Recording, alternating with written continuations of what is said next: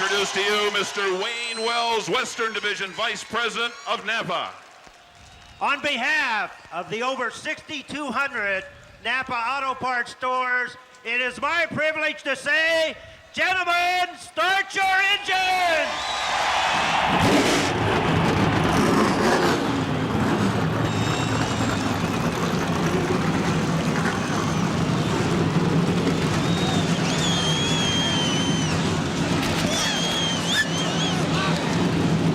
They have all come to California to accept the challenge of this brand new speedway.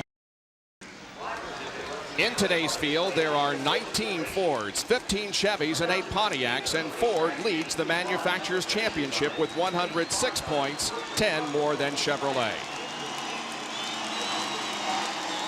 The speedway is a 2-mile D-shaped oval. The front stretch is 3,100 feet, the back stretch 2,500. The corners are banked at 14 degrees, the front stretch 11 degrees, and the back stretch is banked at 3 degrees. Now let's take a look at the starting lineup for today's race. On the pole with his first career NASCAR Winston Cup pole in his 105th event is Joe Nemechek. Last week's winner, Ernie Irvan, starts alongside. The current points leader, Jeff Gordon, starts third, and Wally Dallenbach fourth, his best career start. In the third row, Ken Schrader, who won the Winston West race yesterday, and Jeff Bodine. Row number 4, Jeff Green in his 5th NASCAR Winston Cup start in this car, and Darrell Waltrip, who has qualified 8th in 3 of the last 5 races. The 5th row, last week's pole winner at Michigan, Dale Jarrett, and Terry Labonte hoping to get back on track after a 39th place finish at Michigan last week. The 6th row, Ricky Craven and Mark Martin, who won the IROC race here yesterday. The 7th row, Johnny Benson, who finished 10th at Michigan, and Dale Earnhardt, who's gone 41 races without a victory. The 8th row, Bobby Labonte, 8 top 10 finishes in '97, and Rusty Wallace, who won the last 2 races run in Southern California at Riverside. The 9th row, Bill Elliott, 2nd last week, and Michael Waltrip. Row number 10, Jimmy Spencer and Ted Musgrave, 6th and 4th in the last 2 races. In the 11th row, Jeremy Mayfield, just 13 points out of the top 10, and Lake Speed, his best finish at '97 was last week at Michigan, 11th. Inside of row 12, Derek Cope finished 8th last week for his best finish of the season. Outside is Chad Little. Back in row 13, we find Jeff Burton, the winner at Texas for the inaugural race at Texas. Greg Sachs on the outside, faster than the pole sitter. This was the fastest car in qualifying. On the inside of row 14, Hutch Strickland, and the top leading rookie on the outside, Mike Skinner. Inside of row 15 is Sterling Marlin, Bobby Hamilton on the outside. Row 16, we find Morgan Shepherd, his first race in the 77 car, and Dave Marcus. Inside of row 17, Jerry Nadeau, his 2nd career start, alongside David Green. Row 18, John Andretti and Brett Bodine. In row 19, Rick Mast and Kyle Petty was the fastest car in practice yesterday afternoon. The provisionals, row 20, Ricky Rudd, Ward Burton. Row 21, Steve Grissom and Dick Trickle. And 3 drivers came here but were unable to make the field for this event. Billy Standridge, also Mike Wallace, and Kenny Wallace misses his first race of 1997. Now let's take a look at the race analysis. This track is 2 miles in length, so we'll go 250 laps. We have no track record. We expect the fuel window to be between 45 and 50 laps, and the total posted awards here this afternoon, $2,032,805. Take a look at the NAPA in-car camera on board with Ted Musgrave.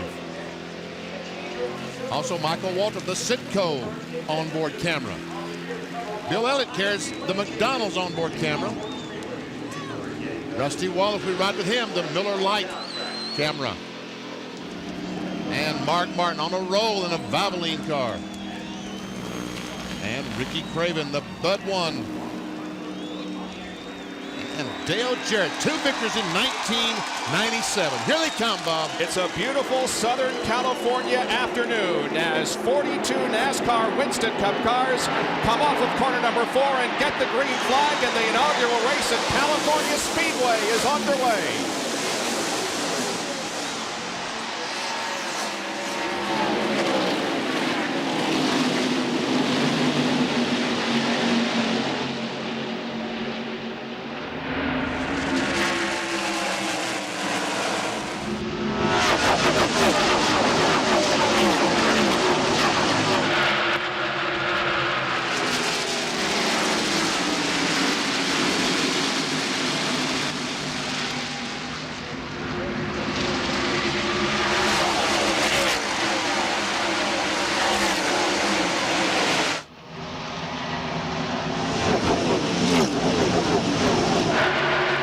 Nemechek leads his first lap since Martinsville, the half-mile track earlier this year. And it's obvious that 2 abreast is not a problem, and later on, we'll actually see 3 abreast in the corner, I'm convinced. First 4 cars have broken away somewhat, and now a challenge for the lead as Wally Dallenbach goes to the inside of Joe Nemechek and passes him entering turn number 3. Jeff Gordon tried to stick his nose under Nemechek, couldn't get the job done. Let's see if Wally Dallenbach will lead a lap.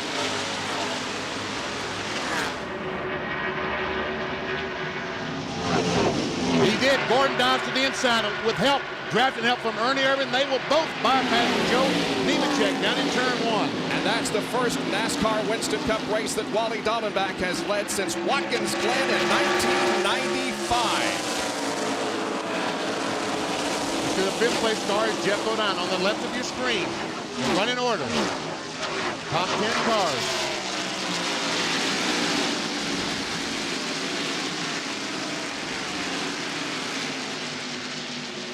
Dale Earnhardt is moving up from his starting position. Started 14th, currently in 9th spot. And here comes Jeff Green and Rusty Wallace. Trying to get to the inside of Ricky Craven. But Craven battles back, and as you can see from Rusty Wallace's onboard camera, he couldn't get around Ricky Craven. Right on the back bumper of that Chevrolet. Now Wallace pulls out. Dale Jarrett in the 88 car decided he was going to look on the inside of Rusty Wallace. Rusty said, no, let's don't make it 3 abreast. He moved down to block that move by Jarrett. Johnny Benson is in the yellow car on the high side of the racetrack. Off of the 4th corner they come once again. Jarrett and Rusty Wallace to the inside, and Benson and Mark Martin to the outside. We'll jump inside with Mark Martin. As Benson goes in the corner a little bit too hard. See how Benson got in the corner, had to drift up the racetrack. Now back to the battle for the 6th spot. There goes Darrell Walker on the inside of Jeff Bodine. And the blue car, that's Terry Labonte, believe it or not, the Kellogg Frosted Flakes car. And Dale Earnhardt, another spot. What a move that Dale Earnhardt made to the inside of Jeff Bodine. Meanwhile, up front, we have 3 cars that have broken away from the field. Dallenbach still leads. Jeff Gordon is second, and Ernie Irvin runs 3rd.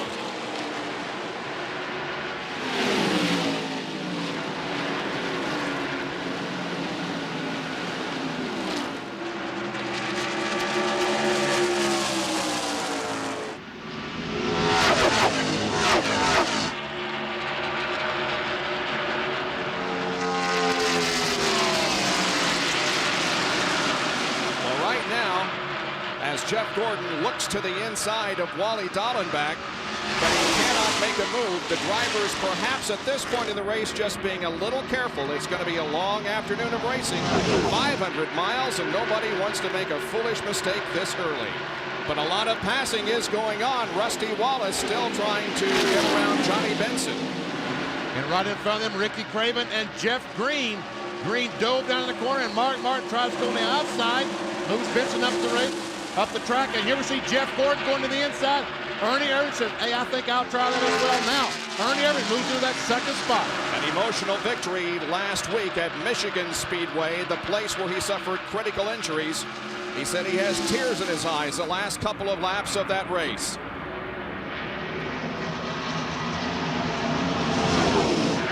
Now Gordon's taking a look on the inside of Ernie Irvin, trying to take that 2nd spot away. He's got the position. He's down to the inside, and indeed, Jeff Gordon takes back the 2nd position from Ernie Irvin. But at the front of the field, it is Wally Dallenbach who leads the inaugural California 500 presented by NAPA. We'll be right back.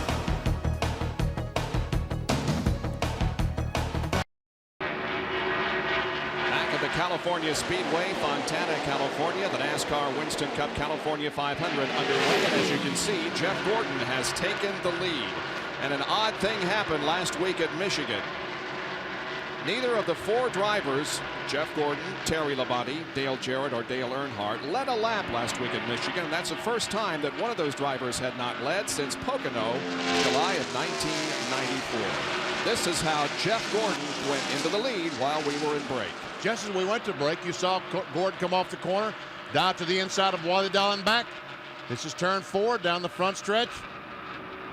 Ernie Irvin comes along, helps him out with drafting. By the start-finish line, Jeff Gordon will lead that lap. And down in turn 1, Dallenbach gives way, lets Ernie and the 24 car go by. And so that's the way they run at the moment. Gordon, Irvin, and Wally Dallenbach back to third position. And 4th spot right now, as you can see, is Ken Schrader. Darrell Waltrip is running in 5th spot. Drafting is playing a rather major role here, isn't it, this weekend? It sure looks like it is, because anytime the 2 cars hook up, it looks like they're able to pass that other car that doesn't have any help at will. Now these 2 drivers have broken away a bit from the 3rd and 4th place cars.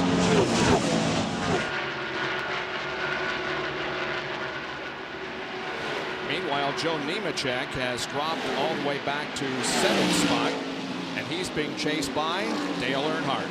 Dale Earnhardt, the 3 car, the Goodrich Chevrolet, started in 14th spot, working his way forward.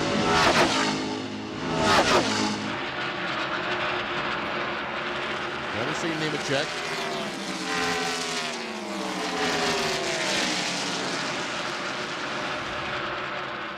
Dale Earnhardt doesn't lead very many categories this year in NASCAR Winston Cup competition, but he does lead in 1. He has completed the most laps. 99.7% of the total laps run this year have been completed by Dale Earnhardt. Now we're on board with Mark Martin. And we can see that Mark Martin closing up on this group of cars. Right now, Mark Martin awfully fast. Needs to get by these cars to get in the front. Watch as he comes right off the corner and just dives on Earnhardt and passes him with ease. Well, maybe it wasn't that easy. Down the backstretch, they're pretty much side by side. Now as they enter turn number 3, Martin gets the position and Earnhardt drops behind him.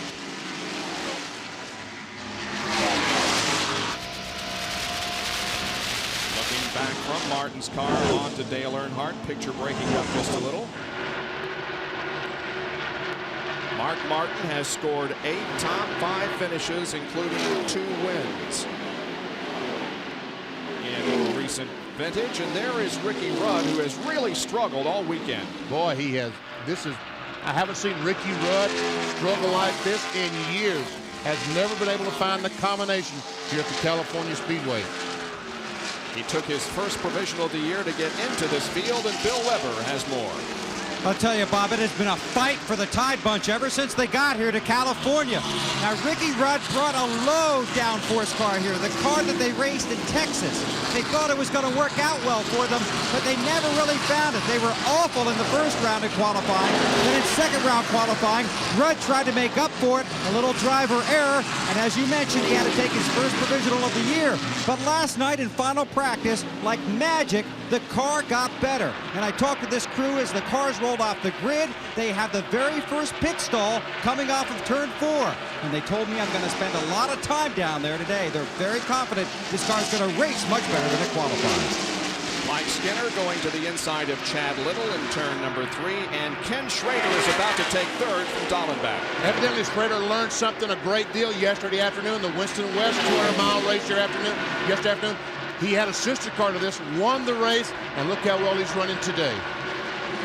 I really thought that more drivers perhaps would participate in that race yesterday simply to gain some experience. Jack Arute has more. Bob, that's exactly what this team did. Andy Petrie brought 2 cars, and the idea was to use it as a learning curve. Not only the 200 miles yesterday, but the practice sessions. Remember, you're only given so many for each division, and they literally doubled up. According to Andy, what he learned for the car for today in yesterday's race is how to make the car work in the middle of the corners. The key to getting around quick here is to try and put the driver's side wheels right down on the white line. They say they found out a secret yesterday's race that they transferred to this car today. That is exactly where he's running, with those left side wheels right on the white line through the corners. Now Darrell Waltrip and Terry Labonte begin to catch up to Wally Dallenbach. They're running in 5th and 6th position, as you can see on your scoring pylon. Yeah, the green rooster of Kellogg's Cornflakes is gone from Terry's car at the moment, replaced by Tony the Tiger. And Jeff Gordon is leading his 12th race. 1997, he now has led 97 of his 139 career starts.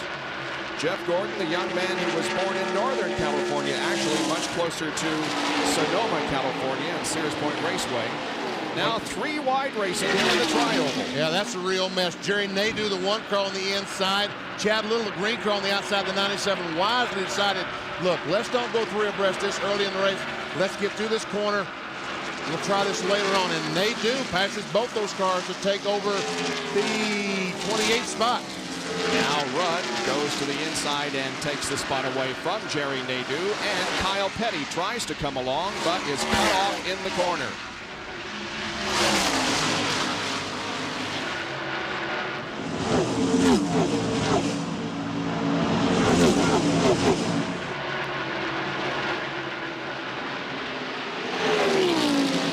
Only the second race for the driver of the 1 car, Jerry Nadeau.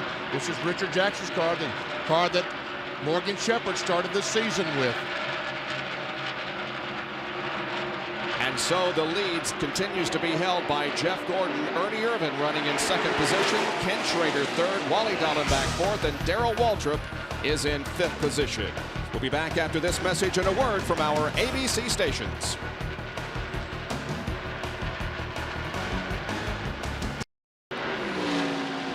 Back at the California Speedway in Fontana, California, the NASCAR Winston Cup California 500 presented by NAPA. Jeff Gordon certainly has been on a great season so far as we approach the halfway point of this year. He leads in several categories, 6 wins, 11 top 5s, 11 races led, and 7 top 5s in the last 8 events. Here's Dr. Jerry Punch with more. You know, Jeff Gordon likes to name his cars. It really is an accident that they brought this car here, nicknamed Blacker, as I told you, his favorite race car. The car they named Bob was totally destroyed in an accident last Saturday morning at Michigan Speedway. But this one, Blacker, well, it's Jeff's favorite car, and it may be one of their oldest, built in November of 1994. It won twice at Dover, twice at Darlington, and once at Pocono last year. And this year it has won at both Rockingham and Pocono. 11 wins in 3 years. It's really an intermediate track car, but right now he doesn't know it's on a super speedway. With about a 3-car length advantage at the moment on Ernie Irvin. As we show you the field summary, the numbers in parentheses on the far right indicate the starting position for that particular driver. Last time by, Kenny Schrader, the 3rd place car, wasn't turned the fastest lap, faster than the first 2 cars, I should say. He was 179.3, and Jeff Gordon, the leader, 179.0. See Rusty Wallace, Hut Strickland, Jimmy Spencer, Gary Cope, and Bill Elliott. Those guys have been racing since the drop of the green flag and continue to do so. There's Derry Cope in number 36. Elliott is in 94. Greg Sachs, who is the fastest overall qualifier, way back in 35th position.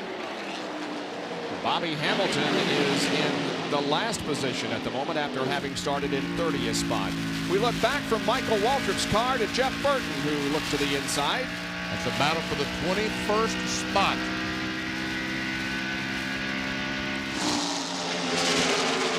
Jeff Burton, the 99 car, Exide car, crashed hard with Jeff Gordon last Saturday morning at the Michigan Speedway. And we've got a crash car in the wall. It's like Hut Strickland has backed into the fence. Left side is flattened out on the Circuit City car. Hut Strickland had made a big move in the field. He had picked up 11 spots, was running in 24th, rather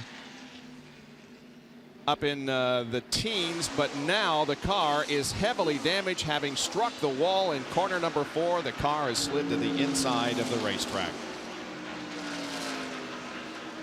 So Hut Strickland has the distinction of bringing out the first caution flag in a NASCAR Winston Cup event at California. And thank goodness we see that window net coming down. That's the indication that the driver is okay. And here's how it happened. Already in the wall when our cameras caught it up in turn 4. And all the cars going by here, cars going on the outside. Sometimes when you get up above that dark area there on the turn, which is the groove, it's pretty sandy up there, and has what we call marbles in racing, and it just doesn't make for very good traction. No, down the hill he comes.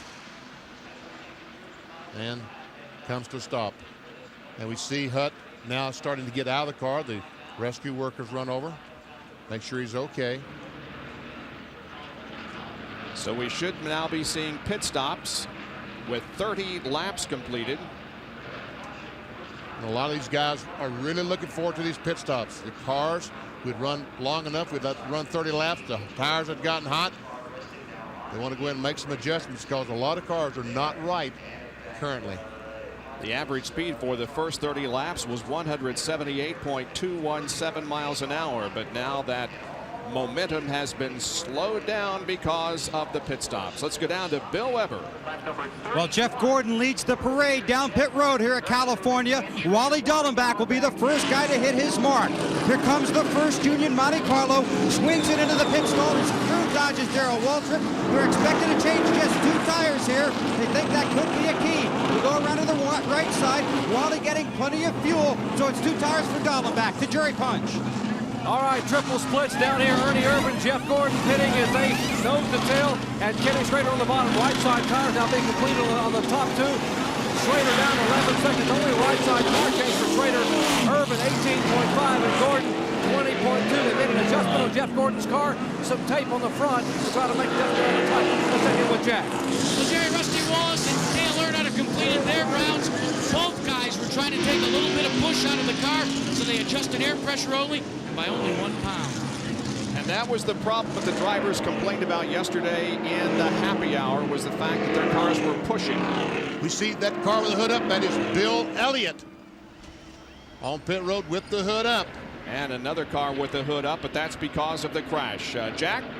Well, what they're saying, guys, is Bill feels like the car may have lost a cylinder. It's not running like it should. The temperatures look good, so what they were doing was working on the carburetor because they felt maybe that was where the area was. If the temperature showed right, then maybe they hadn't lost a cylinder. They're going to probably bring him back in to continue the work. Second place finisher at Michigan last week, Bill Elliott, hoping the car runs a little bit better. And there is Hut Strickland, who is out of his crash car, walking around and appears to be in good shape. But it also appears that perhaps his day is over. He'll have to ride to the infield care center for the mandatory checkup. We'll take another break and be back with more of our live coverage from the California Speedway.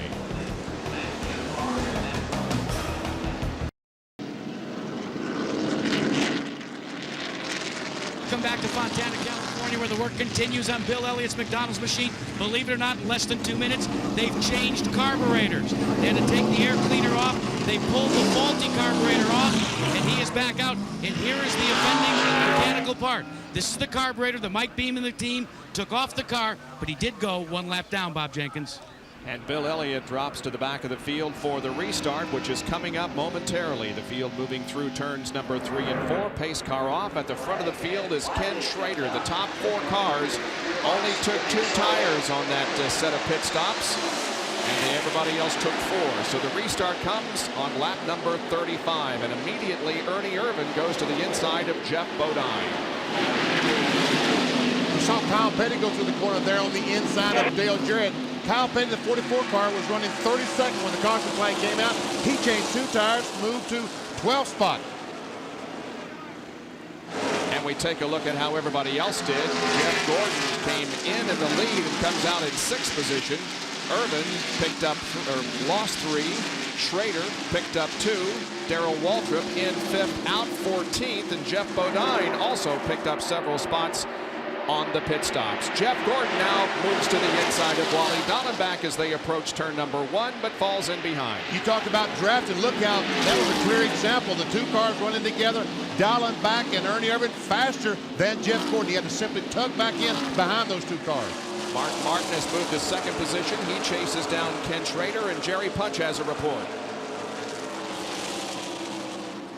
They made an adjustment on Ernie Irvin's car to try to keep the car from pushing in turn 2. They made a right front air pressure adjustment, but the adjustment that Ernie wanted them to make was to the cool suit.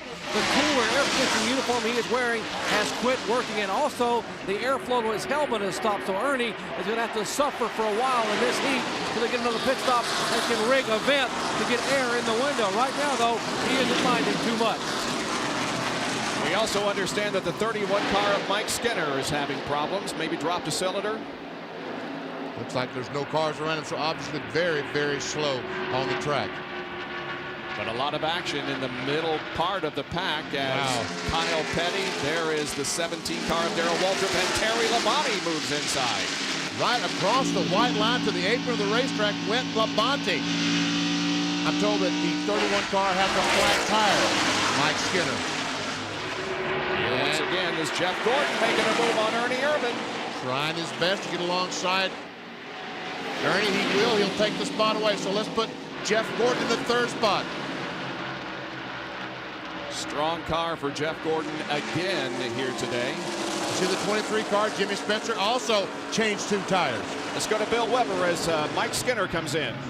They believe it's an equalized right front tire on the Lowe's Home Improvement Monte Carlo. So Skinner has brought it here. They'll change the right side tires, top off the fuel tank, and now they're going to make a 4-tire stop, so apparently they weren't sure. Now the battle for second. Jeff Gordon fights his way around Mark Martin. Ernie Irvin's going to tag along for the ride, while Skinner sits on pit road for a long 4-tire change. Oh, and Mark Martin went from the outside to the inside in one move and was very close to Ernie Irvin, who was running in front of him. While all of this is going on, Benny, we've seen some more passing back here. Again, we see the drafting playing a part because Ken Schrader's been able to move ahead while the others battle for position. And now we see Earnhardt on the inside of Ted Mustang as Jeff Bodine loses position. Only changed 2 tires that last stop. There goes Terry Labonte by. And Mustang almost makes contact off the corner.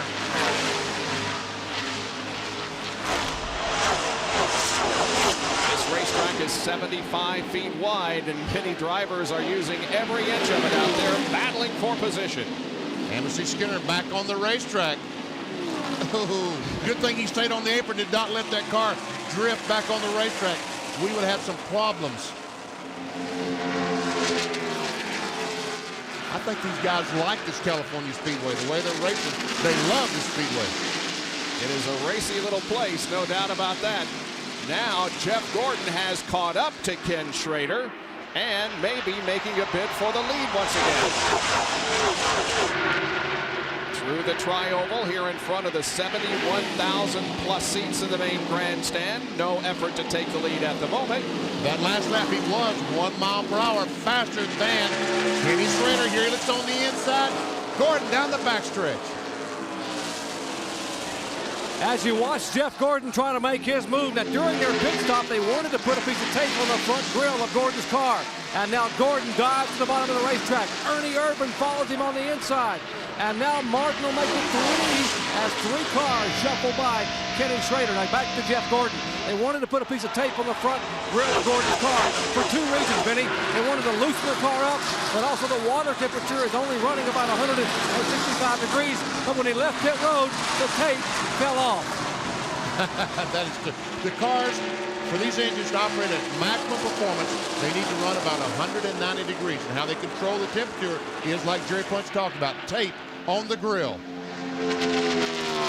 So Jeff Gordon now begins to move away a little bit from Ernie Irvin. And since we had the restart from the caution, Jeff Gordon has moved from 5th position on lap number 35, and on lap number 40 has the lead once again in the California 500 presented by NAPA. We're 42 laps into the race right now, and we'll be back in a moment with more. Stay with us.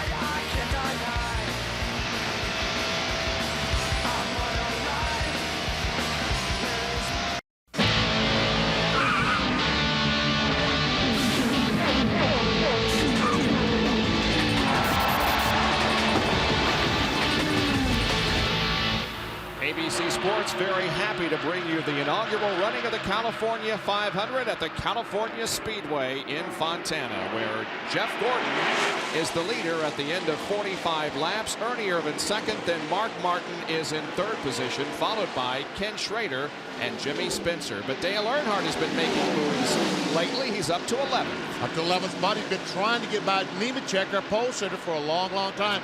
The blue, red, and white car, that is Joe Nemechek, our pole sitter here this afternoon for this car. And Bob, we always talk about races run at night, how the weather changed. We go from a warm day into the cool night. Today is reversed, starting 11 o'clock California time. When we started this race, it was very, very cool. As the day progresses, as it warms up, the drivers are going to have their hands full trying to keep the chassis, and the crews have their hands full trying to keep these chassis dialed in. Here comes Mark Martin by Irvin for second spot.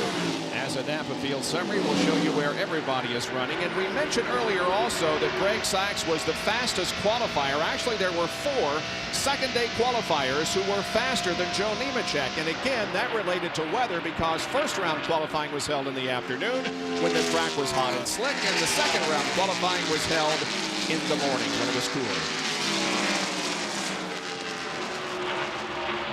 There is Jimmy Spencer, who has moved up well from his starting position, and right behind him is Terry Labonte. Oh, I'm sorry, that's Dale Jarrett. And he is on the move. And you're right, Labonte's car and Dale Jarrett's car look awfully similar since he's got the Tiger on the hood, but Dale Jarrett, one of the fastest cars on the racetrack right now. That's 4th, 5th, and 6th. Spencer 5th. Uh-oh, and this is not good news for Bill Elliott. Left rear tire is flat. We see where some damage has torn up the quarter panel on the left side. Well, the thrill of almost victory last weekend in Michigan for Bill Elliott. Now he's experiencing the defeat here this weekend, as a couple of problems have beset him in the early going. He's making his way toward the pit, though, with that flat left rear tire. And Jack Arute, he is headed toward you. It seems as if after such a great run to the runner-up spot now, Bill Elliott has got a left rear tire that's gone down. Remember, he already lost the lap when he lost his carburetor and had to make the change. The crew is waiting. He is limping down. And you know, guys, the biggest problem is when you have a tire go flat, he's literally lost the brakes on the back of the car. He couldn't even stop in his pit stall. We were just going to mention that. He just slid right through. That probably accounts for why he was so slow coming down the road, well below the speed limit. They're going to have to push him back to the box. It's going to be a long stay for Bill Elliott on pit road. He goes to work on the car. Now they're going to check and see exactly what's wrong. I guess that the left rear tire blew, knocked one of the hoses, brake hoses, off the left rear. They'll probably have to repair that before he go back out. And you know, Bill Elliott had a brake problem in the last 2 or 3 races. Remember, he stopped on pit road, had to change a brake caliper and rotor. While they do the work on Elliott's car, we go back to the racetrack to see what's happening. And Jeff Gordon has lengthened his lead over. Now second place, Mark Martin. Well, that time by, though, the 88 car, Dale Jarrett, ran the fastest lap of the first 6 cars. He was faster than Gordon or Mark Martin.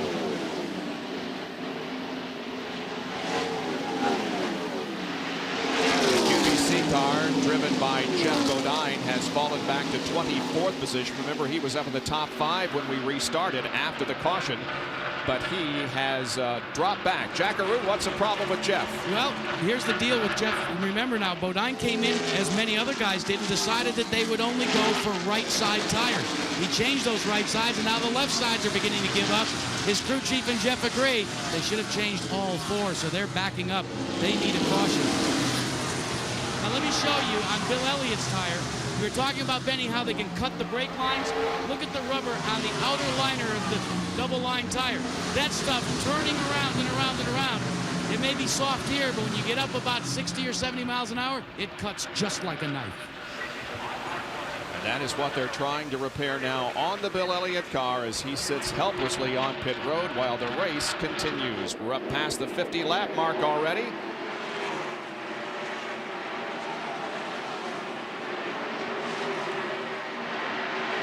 And that time by, Dale Jarrett ran over 180 miles per hour. The first time today I've seen car run that speed.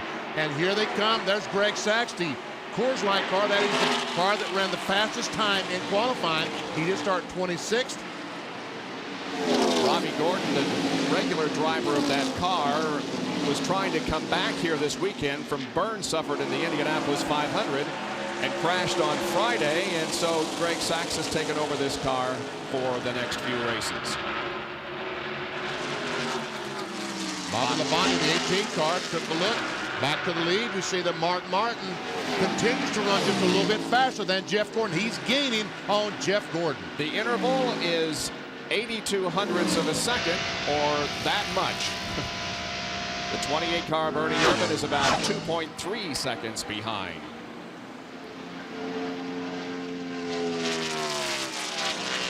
Mark Martin, we timed the interval between Mark and Jeff, 5 laps, lap 51 through 54, and the interval stayed about the same for the first 3 laps, and then Jeff began to cut into it. Mark continues to cut into it, and you can see he's getting closer and closer. And those 3 cars right behind him, the very end of that is, in the middle of that is Dale Jarrett. The end of it, I should say, Dale Jarrett. And I think once he gets by these 2 cars, he will be as fast as Mark Martin and Jeff Gordon. Jerry Punch has more on Dale Jarrett. Dale Jarrett did not bring the car that finished 6th at Michigan last week, but what he did bring here is the engine that won the race in Ernie Irvan's car. Now, Doug Yates, who runs the engine program for his dad, Robert, said this is the motor they've been alternating back and forth. He said DJ Dale Jarrett ran this engine at Pocono and finished 3rd. They put it in Ernie's car last week at Michigan. He won the race. It goes back to DJ today, and DJ is making a move and showing a lot of muscle with this motor that's already won 1 week ago. Schrader and Irvan are having quite a battle too, just ahead of Dale Jarrett. Schrader moves ahead as they come off the corner, and now we'll see if Dale Jarrett can also move around Ernie. We can see that he's drafting along with Schrader. He will go by Ernie Irvan, put him up to 4th spot. Now let's check an AutoZone on-track interval relating to the leader of the race, Jeff Gordon, and 5th place Dale Jarrett, laps 52 to 55. Jeff Gordon pretty consistent with laps of 40.1 and 40.2, but Dale Jarrett had the best lap of that, 39.9, and has clipped the interval by a half second. And with 39.9, that's just a little over 180 miles per hour. And since the restart, Dale Jarrett has moved from 13th position up to 4th.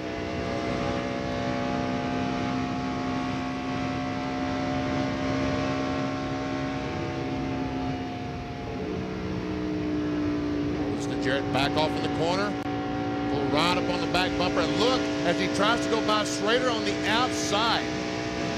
He got to run off the corner and tried to move to the outside, but Schrader held off the advance.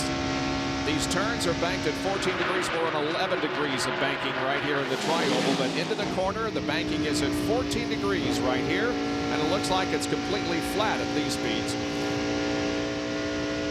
And they reach pretty close to 200 miles an hour at the end of the straightaways, don't they? Yes, they do. Around 201, 202, going in turn 1 with the California Speedway. Jarrett takes that high line into the corner. And then we can see how far they've got to go to catch the leaders, Jeff Gordon and Mark Martin. So Jeff Gordon continues to lead. Mark Martin running in 2nd position, then Schrader, Jarrett, and Ernie Irvan. We'll be back after these messages and a word from our ABC stations.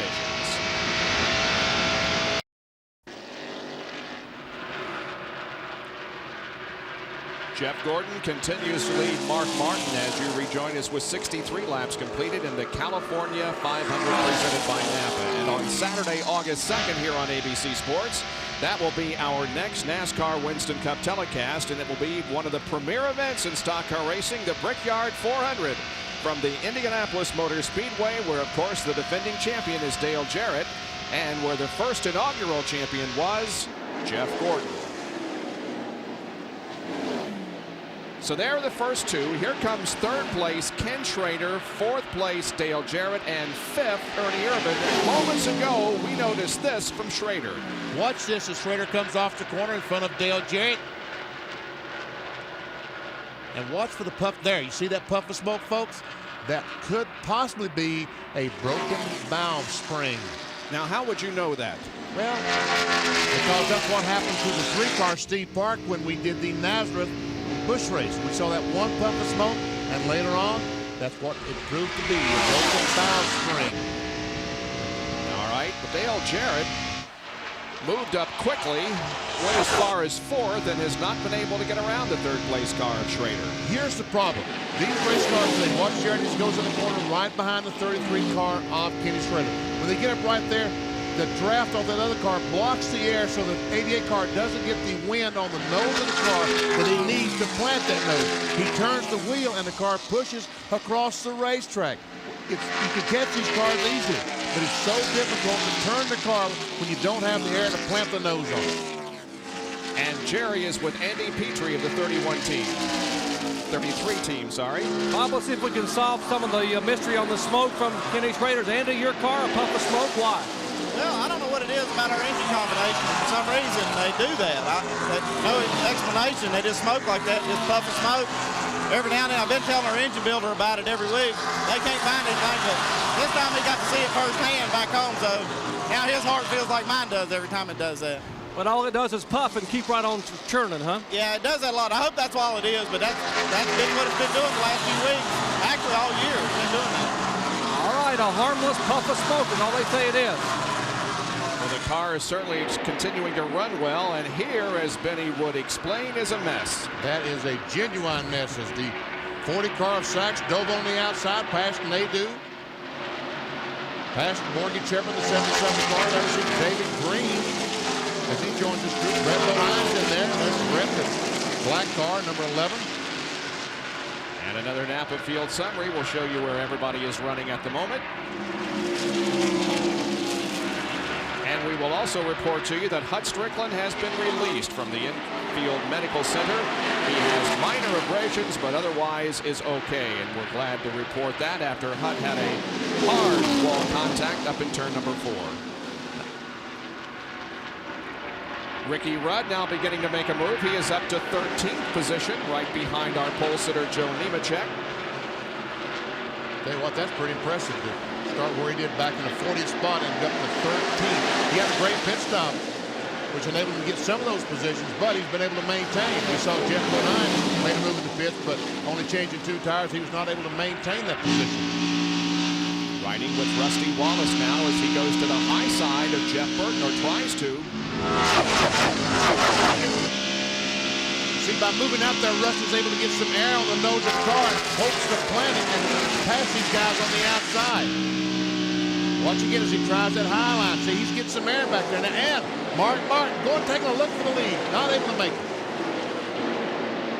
And here's Jeff Burton inside of Ricky Rudd now. Rusty Wallace will fall in behind Jeff and try to pick up a position.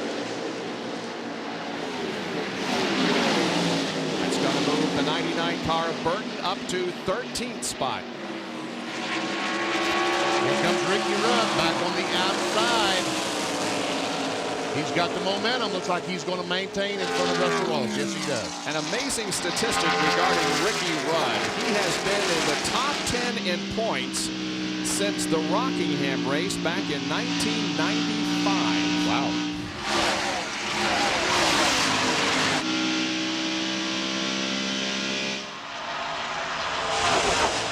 And those cars look like they're going by that speed shot at 50, 60 miles per hour. Trust me, folks, that's 180, 190 miles per hour.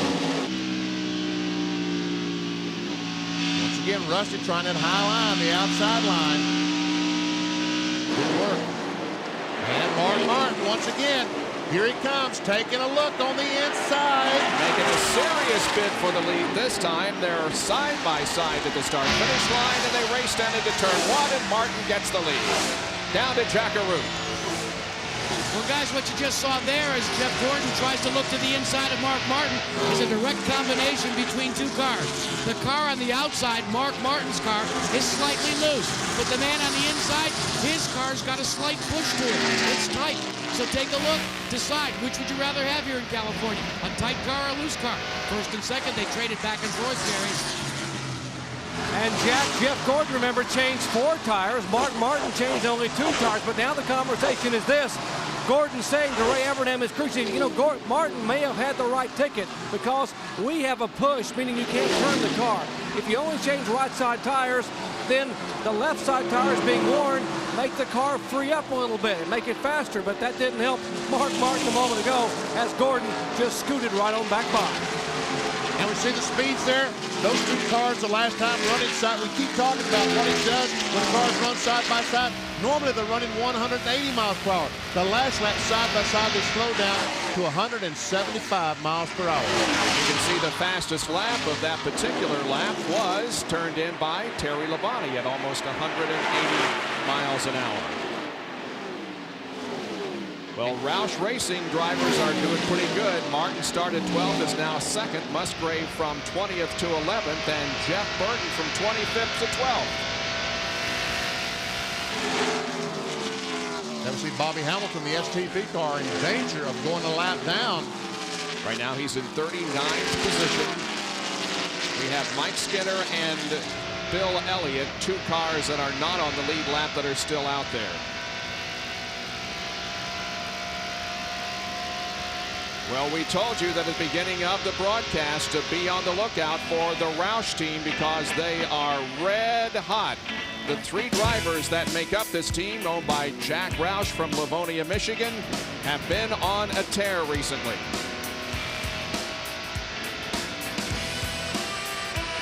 "74 laps completed in the California 500 presented by NAPA. The leader is Jeff Gordon.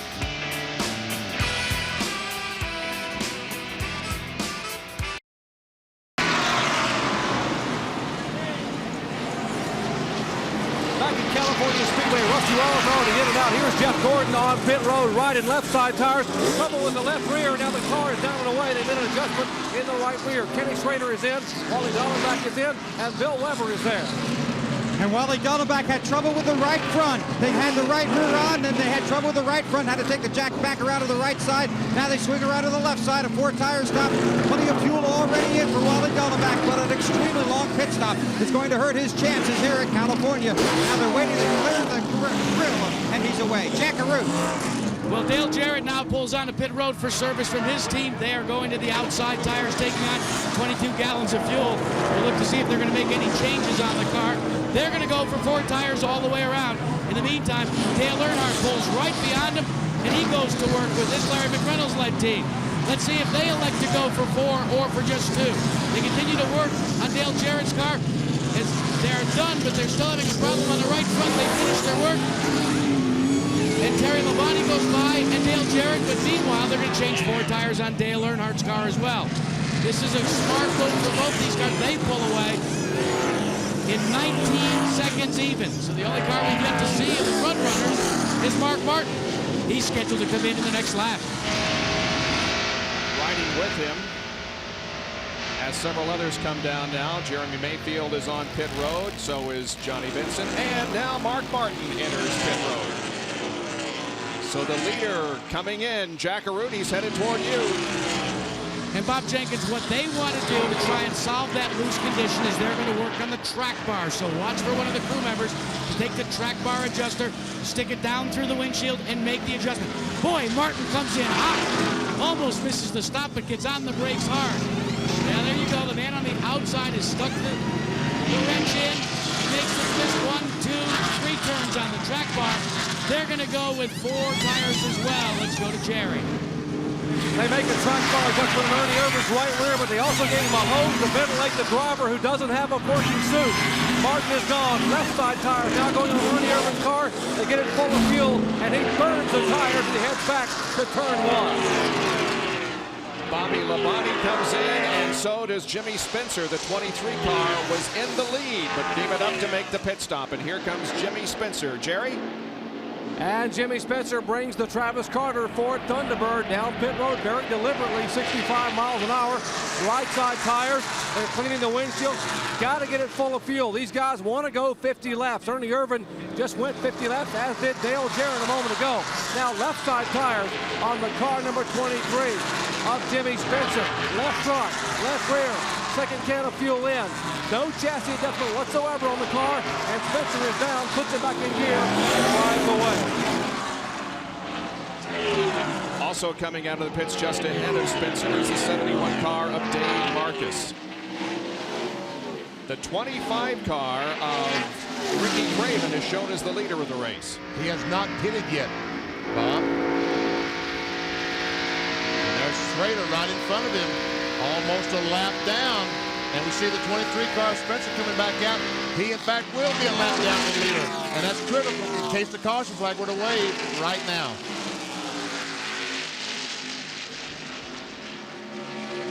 Let's see what Craven's going to be able to do with these worn tires. And here he comes down pit road.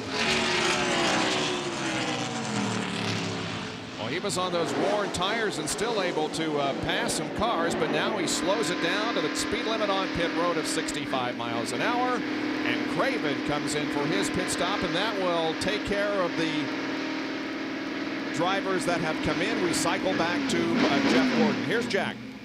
Well, Bob, Ricky Craven, it looks as if they're going to put a rubber in the car as they go to work. He's going to go in the right rear. Now, remember, they're underneath all of these crew members' fire suits is a T-shirt that says "On a Mission." They want to give Ricky Craven his first victory ever. They're working now, finishing the work. They're only going to go with the right side of tires. He's off and away in 15.8 seconds. Good stop. A great stop, but we saw only 2 tires, and the rear guy had a little problem on that right rear tire.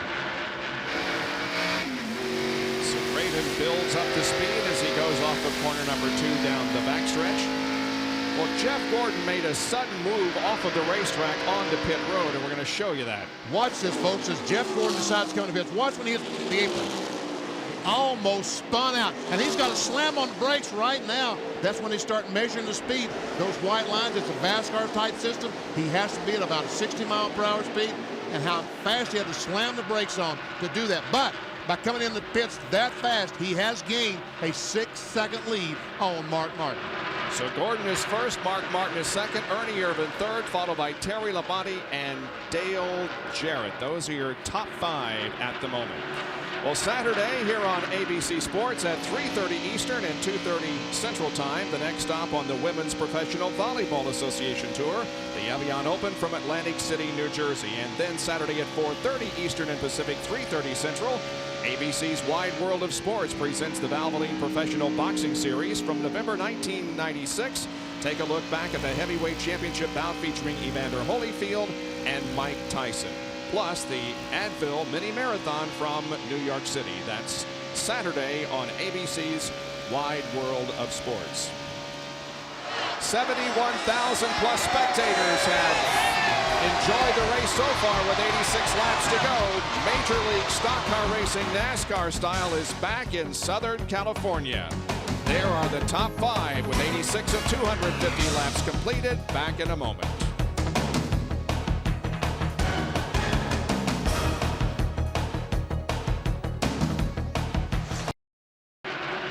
Back to the California 500 at the California Speedway in Fontana, California. Well, Kyle Petty was running so well, and things have gone all bad for him. Quit running and coming up off 2. He was in 14th position. You just heard him say that he felt the car just quit running. That's if he had oil pressure. Sit on the box. Try that and see if it runs. After the oil pressure, said yes, it did. Just quit running off turn 2. And it's running now. Yep. So Kyle goes back into the chase, but it's 2 laps down. Meanwhile, on the racetrack, it's a 4.8-second lead for Jeff Gordon as he comes up on the 77 car of Morgan Shepherd, who's in 27th position and puts him a lap down. Let's go to the pit area, Bill Weber. And Hut Strickland has returned from the Infield Medical Center. Hut, you're okay? Yeah, I think so. I never was okay, but yeah, I'm the best I can. You know, I tell you, we hit the wall pretty hard with that Circuit City Ford today. It, you know, we felt like we had a good car. It just wasn't a good race for us today. We had some problems. What happened, Hut? Well, I don't know. We, I guess about 2 or 3 laps before we actually crashed there, the car was getting a little bit loose, and I thought maybe I had an oil leak or something, but you know, can't seem to don't really know what happened, I guess you'd say, but it's just one of them deals. We just have to go back and kind of do some research and find out what happened. Okay, he gets ready for Daytona, the first time he has crashed out of a race this season. And you saw Dale Jarrett take 4th position away from Ernie Irvan while we were talking to Huff, so moved Dale up to 4th. Right now he's about 9 seconds behind the leader of the race, Jeff Gordon. We have had 8 different leaders and 11 lead changes so far. Jerry Punch, why did that pass just happen? Well, we told you Ernie Irvan doesn't have a cool suit working. Well, during that pit stop, they put a hose in the window to try to ventilate some air into Ernie's helmet. But just about a lap and a half ago, Ernie radioed and said, hey, a piece of the windshield just came loose and it's hanging down right in front of my face, a part of the inside Lexan. He said, don't worry about it, I'll get it.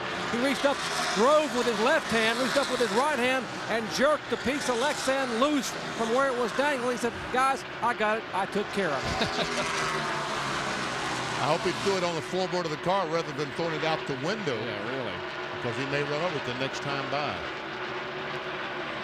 The 8 drivers that have led a lap so far: Gordon, Schrader, Dallenbach, Martin, Craven, Nemechek, Spencer, and Bodine. Jeff Gordon has led the most laps, of course, 68, and the 75 of Rick Mast is in trouble with some smoke pouring out of the back of the car. Looks like it's certainly an engine problem on the 75 car, and caution flag is out. I guess NASCAR thinks there might be some oil on the racetrack, some fluid because of that blown engine on Rick Mast rimming the car, so they've thrown the caution. We just saw some green flag pit stops. That was just no more than 5-10 laps ago. But they'll be back in to change 4 tires and make some of them badly needed adjustments. Meanwhile, it provides the opportunity for the crowd to stand up and stretch its legs a little bit as the caution flag waves from the starter stand here at Fontana's California Speedway. Beautiful facility here. It used to be a steel mill. And boy, it's anything but that now. Beautiful, beautiful facility, providing a major stock car and auto racing facility for Southern California. We saw Jeff Gordon racing with Jeremy Mayfield, the 37 car. Jeremy Mayfield able to keep in the lead lap. Big, that's 2-mile break for him with his caution flag coming out. And he's running in 26th position. So as we are now in this caution period, there are 26 cars on the lead lap. These overhead shots that you've been watching from our Pennzoil copter cam, providing an overall aerial view of this facility. We're located in that big red box that you see there, which hangs over the crowd. And we see Rick Mast coasting down pit road. There's where Bob and I are, right in there. Hi, folks. All right, Mast has gone to the garage area, and now we'll watch everybody come in for some more adjustments. All the cars that have been lapped will need to stay on the racetrack. Cars laps down, cannot pit. We see the 31 car, Mike Schinner, coming in.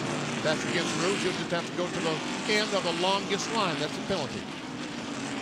So pit road once again becomes very busy, but this time we are under caution. Jeff Gordon has found his pit stall. Here's Jerry. Jeff Gordon said the car is very, very good. 4 tires and no changes, but Ernie Irvan would like some changes. You're watching Jeff Gordon there. Let's check in down with Jack Gordon in the Mark Martin pit. Well, Jerry, Mark Martin's going to go up a round and a half on the track. Finally completed that quick stop, only right side. Jeff Gordon's also away, and Burton is away. Dale Jarrett, Jimmy Spencer, Terry Labonte, Ricky Craven, all coming out now from their stops. There goes. And Jeff Gordon's going to come out of this deal at about 12th or 15th, and Ernie Irvan is going to come out about 27th. Jerry, what happened? They wanted to take a rubber out of the car, and they also wanted to come back up on the rear track bar, and they had a little bit of problem with the left rear. When they made an adjustment on the previous stop, they went down on the rear track bar to try to free the car up, but it made the car too loose getting in the corner. Now they came back in and raised the rear track bar, pulled the rubber out, and of course they had a problem with the left rear. They had to take a little bit extra time. In fact, one of the crew members got his hand right against the brake caliper and may have a burn, which we'll address in just a moment. So a lot of drivers suffer from this pit stop. Ernie Irvan is back in the pack, and so is Jeff Gordon. So it'll be interesting to see if they can move up through the field once again when we go back to green. We are under caution here at California Speedway. We're going to take a break. We'll be back after this message and a word from our ABC stations.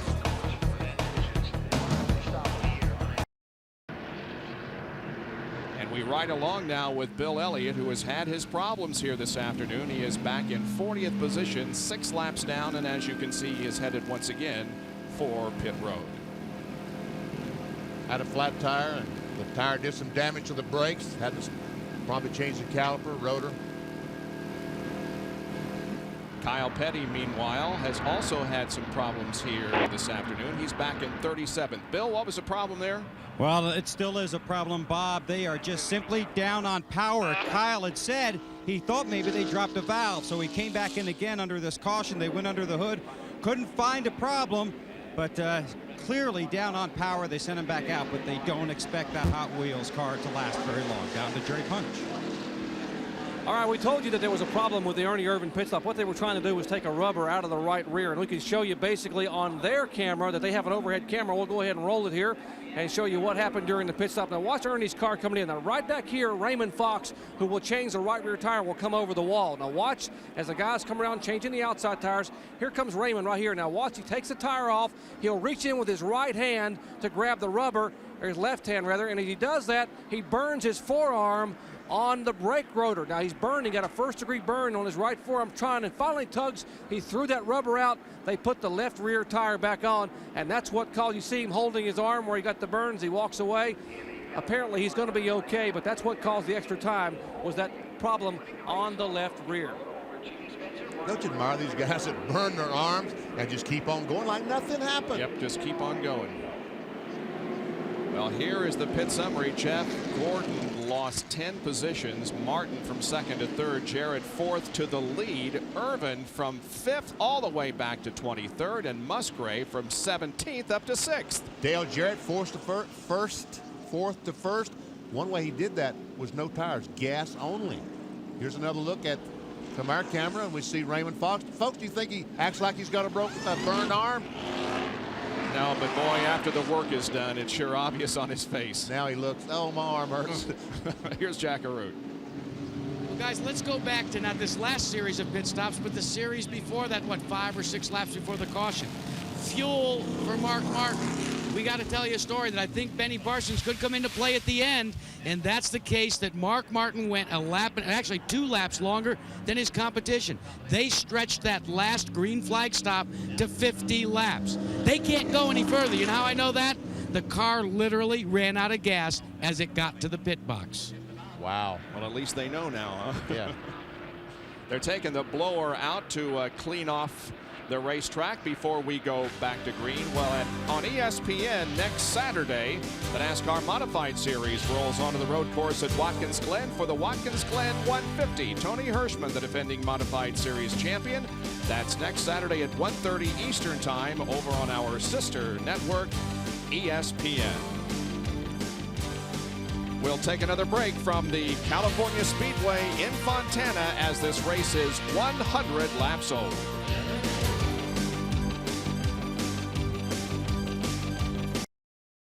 Lap to go before we go back to competition. The leader of the race is Dale Jarrett with Jimmy Spencer, car 23, running in 2nd. Then Mark Martin.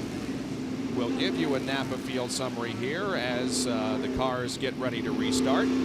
Craven in 5th, and Musgrave, Burton, Schrader, Rudd, and Earnhardt complete the top 10. Jeff Gordon has slid back to 11th position because of the pit stops. Rusty Wallace running in 15. And here now is 16 through 30 with 26 cars on the lead lap.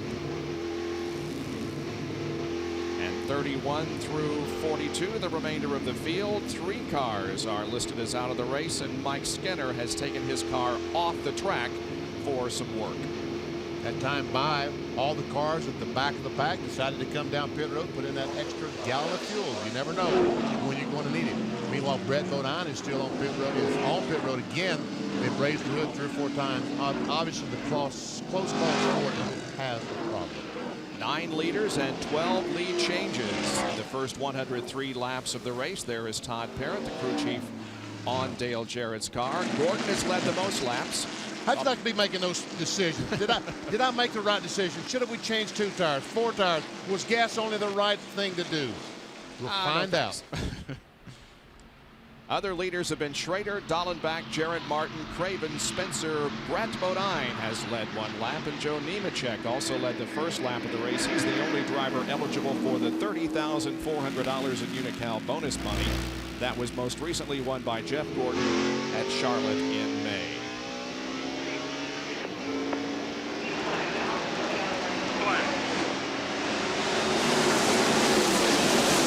All the cars on the left side of your screen, they're in the lead lap. All the cars to the right side, laps down. Jeff Gordon, he's been running up front all day. Can he weave his way through this heavy traffic? We saw Brett Bodine on the bottom of the racetrack. Gordon trying to get back up to speed.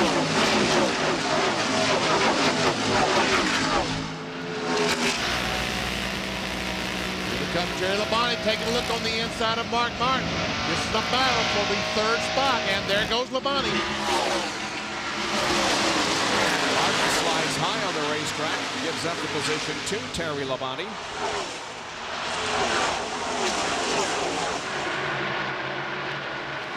Now Labonte to the inside of the 22 car, driven by Ward Burton. That car carrying this weekend a logo from the Anaheim Mighty Ducks, the NHL team.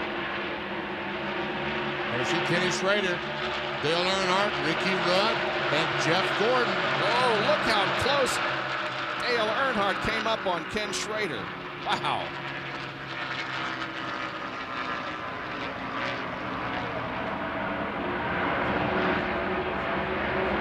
Ricky Rudd comes off. That was a 9 car.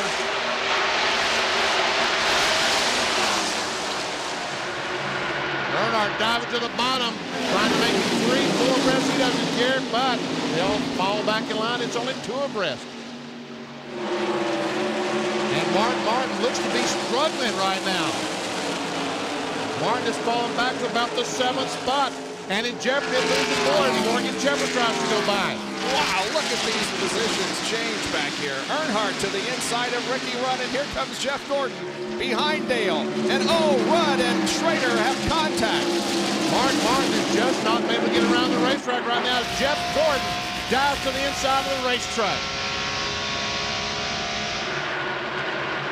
Look at this, 4 wide through the tri-oval. On board with Rusty Wallace. He's the 13th spot. That's 12 right directly in front of him.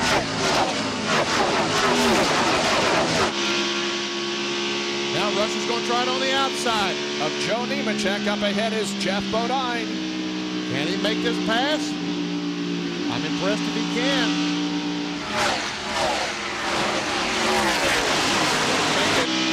Nemechek dives to the inside of Jeff Bodine. Here comes Jeff Gordon on the inside, 3 wide. Gordon way down to the bottom side of the racetrack, alongside Ward Burton and Ken Schrader, and he passes Dale Earnhardt and goes to 7th, so Jeff Gordon is indeed moving up. Rusty Wallace still trying to get by the 42 car. And we see Ricky Rudd on the inside of Mark Martin.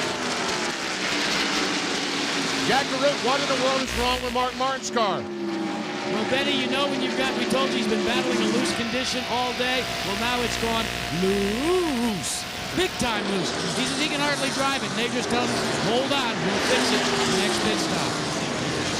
That next pit stop is going to be a long time down the road unless we have a caution. Ricky Rudd passes Mark Martin. Now Wally Dallenbach is behind him. Mark Martin is backed up to the 11th spot. Rudd goes into the top 10. There is Lake Speed running alongside Rusty Wallace.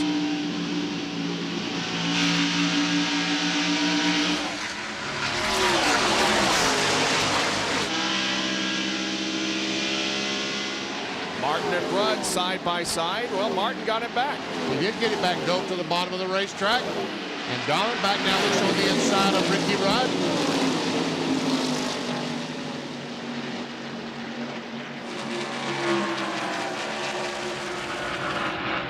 Michael Waltrip joins this battle. The number 21 car.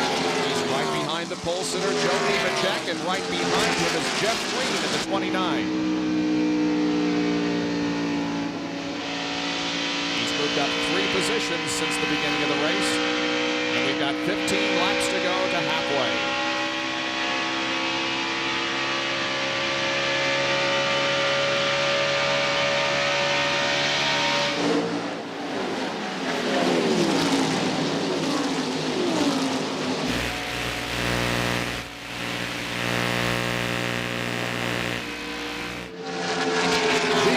Have spotters high above the racetrack to tell him when cars are on the inside of them, on the outside of them. And trust me, with as close as these cars are running today, they need someone to tell them exactly where those competitors are, especially when on that left rear or right rear, when you can't see them in the mirror, nor can you see them over your shoulder. Let's look at the speeds. There's the leader.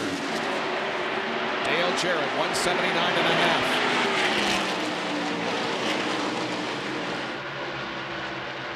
Bill Weber has more on Michael Waltrip. Well, we talked before the race about Michael looking for that first career Winston Cup win. Well, at the very beginning of this race, his alternator failed. The car is still running. They think it might go 300 miles in that condition. If they have to switch, there's a small motorcycle battery under the hood that serves as a backup. Of course, they'd have to come in, give up track position to make that switch. They'd hope to have to do it under a caution.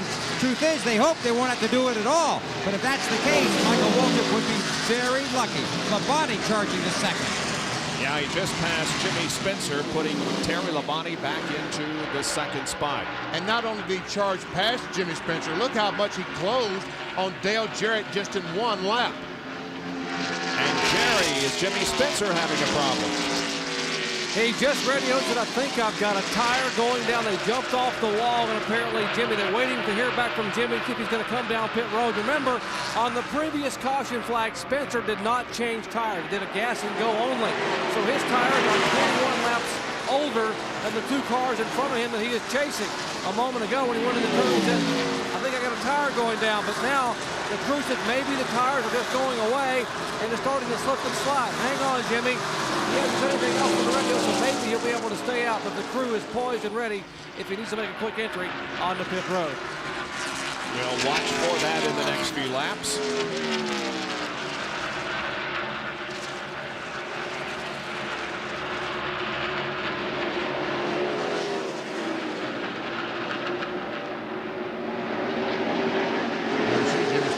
Like now the car is running okay. It's not up to speed though. The leaders are running around 180 miles per hour. And that time by Jimmy Spencer, just a tick over 175 miles per hour. So he definitely has some problem with the 23 car. And coming up on Jimmy Spencer is Ricky Craven to try to take away that 3rd position. Jerry? Guys, now Jimmy says that he definitely has a tire problem, but he's asking the guys, I'm not sure which it is. When I come by that time, see if you can see. Maybe we can change and save some time by only changing 2. And now they couldn't really see when he came by. So he is on the apron, headed for pit road at 65 miles an hour, and they will have no choice but to change all 4 tires under the green flag. And of course, that will cost Jimmy Spencer at least 1 lap here under the green. That's too bad because Jimmy had a really good run going in that 23 machine. And he's arrived in his pits, Jerry.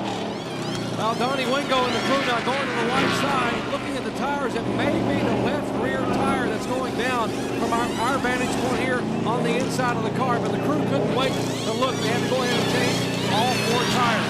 Now, left front, left rear going on, lug nuts, getting the windshield clean, getting it full of fuel. Dale Jarrett flashes by. Spencer goes down a lap, and now he goes down pit road.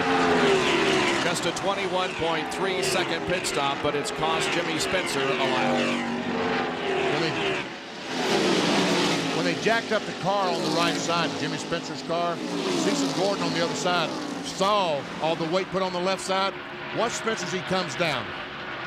The right side's going up. See, Cecil Gordon is the guy that stopped the car. There he is right there. And when they jacked the car up, he realizes that the left side tire is flat. So he tells them, we've got to change the left side. And you see him run back over to get the left front tire. He knew that the right side was not going to do the job. They had to change the left. Good thinking on Cecil Gordon's part. former driver who has worked on several teams since his retirement from racing. Cecil Gordon calling the shots for Jimmy Spencer. Dale Jarrett has that much of a lead on Terry Labonte. Labonte last Sunday finished 39th, his worst finish in 6 years. Back down to Jerry. This is the left rear tire that came off Jimmy Spencer's car. Now, how do you tell if a tire is cut? I'm going to pour water on this tire. Watch the bubbles. Watch the bubbles come out. We push, see the bubbles coming out where the air is leaking out. You can't really feel it or see it until you pour a little water over it. And you can see the bubbles come up. That's how you find a cut. And that was the culprit that cost Jimmy Spencer a lap here today at California Speedway. Well, a couple of team cars battle for position here. We're with Ricky Craven, and we're watching Jeff Gordon take away the 3rd position. Or try to take away that spot. And where did Jeff Gordon start? Back at 11th spot, and he's already back up to 3rd spot.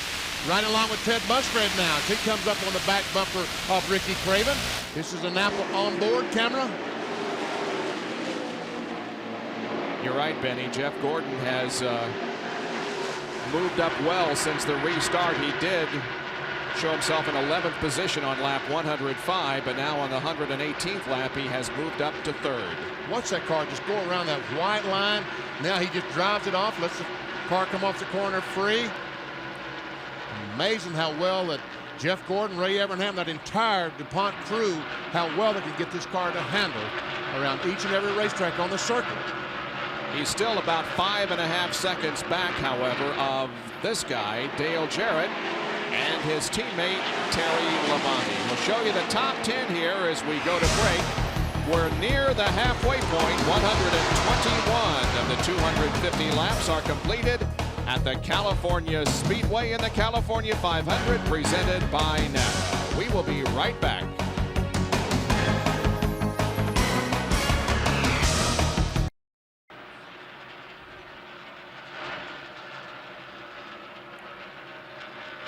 Southern California has once again a major oval racetrack to enjoy, and today the fans are enjoying the California 500 NASCAR Winston Cup race, and the overhead shots are presented by the Pennzoil Copter Cam.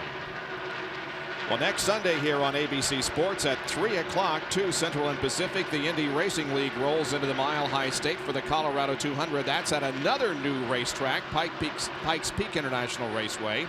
And Ari Leyendijk will be going for 3 in a row. And then at 5 o'clock Eastern, 4 Pacific, we begin our coverage of the world's most dramatic sporting events, the Tour de France, with a 1-hour special preview. ABC coverage of the event itself begins on July 5th. ESPN and ESPN2 will provide daily coverage of the Tour de France. And Dale Jarrett, the last time by, was given the signal halfway, picked up a $10,000 bonus from the folks at Gatorade for leading at the halfway. And we'll show you also a Napa field summary here at the halfway point. The leader at the halfway point so far this year has won 4 of the 14 events.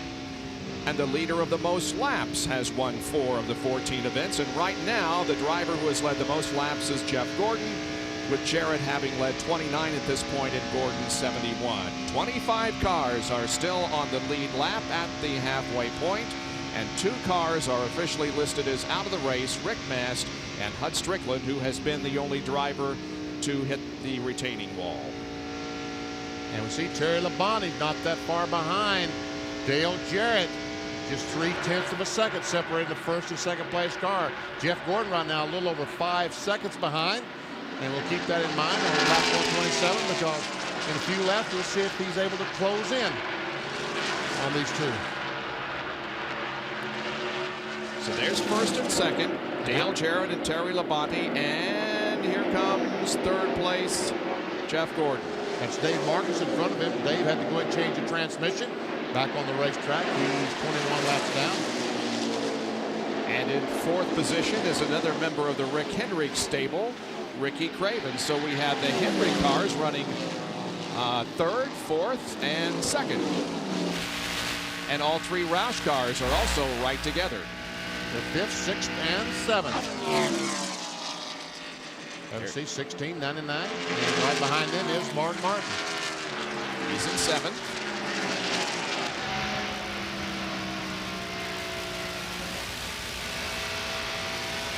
The next car on the racetrack is Dale Earnhardt.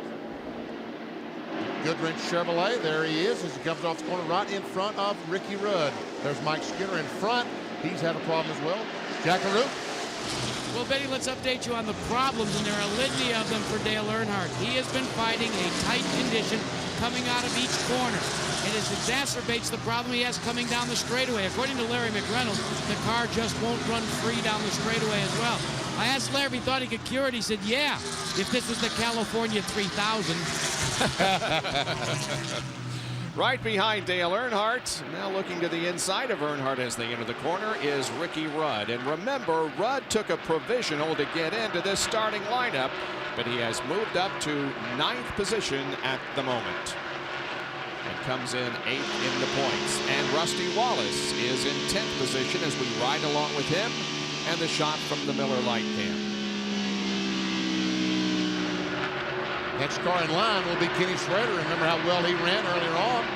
He's currently back in 11th spot, a little over 15 seconds behind the leader, Dale Jarrett. There we see they're closely followed by Wally Dallenbach, who is in 12th spot.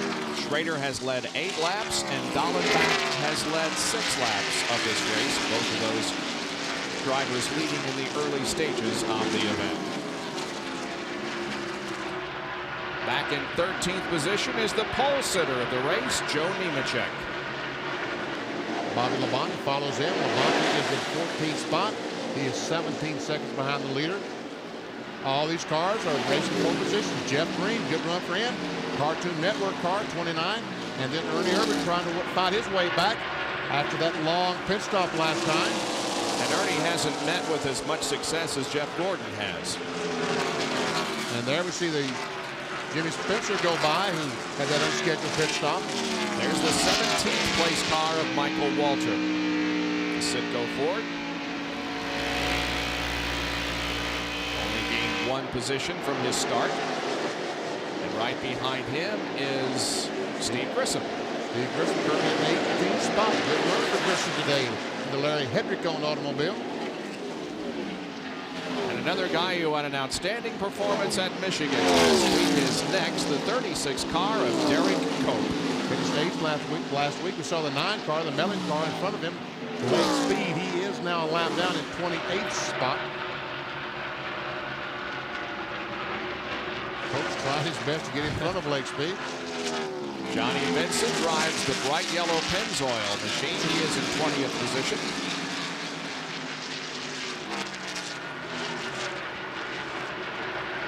And Sterling Marlin, the Kodak Film Chevrolet, comes off the corner. This week he's absent Tim Brewer. Brewer and Larry Brewer agreed to part ways over the week with Robert Larkins, the active crew chief for the 4-car.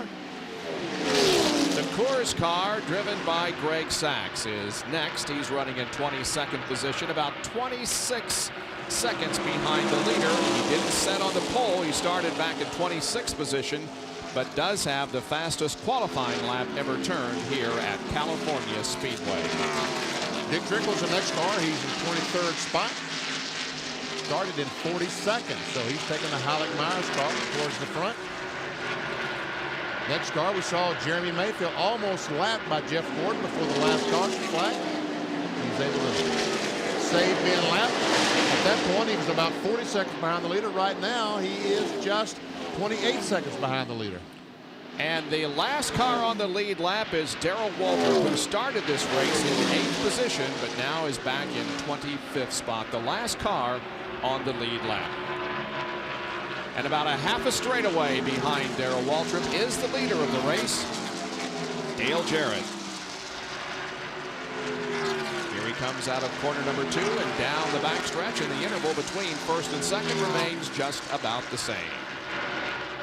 135 out of 250 laps completed in the California 500 presented by NAPA. We'll be back after this message and a word from our ABC stations.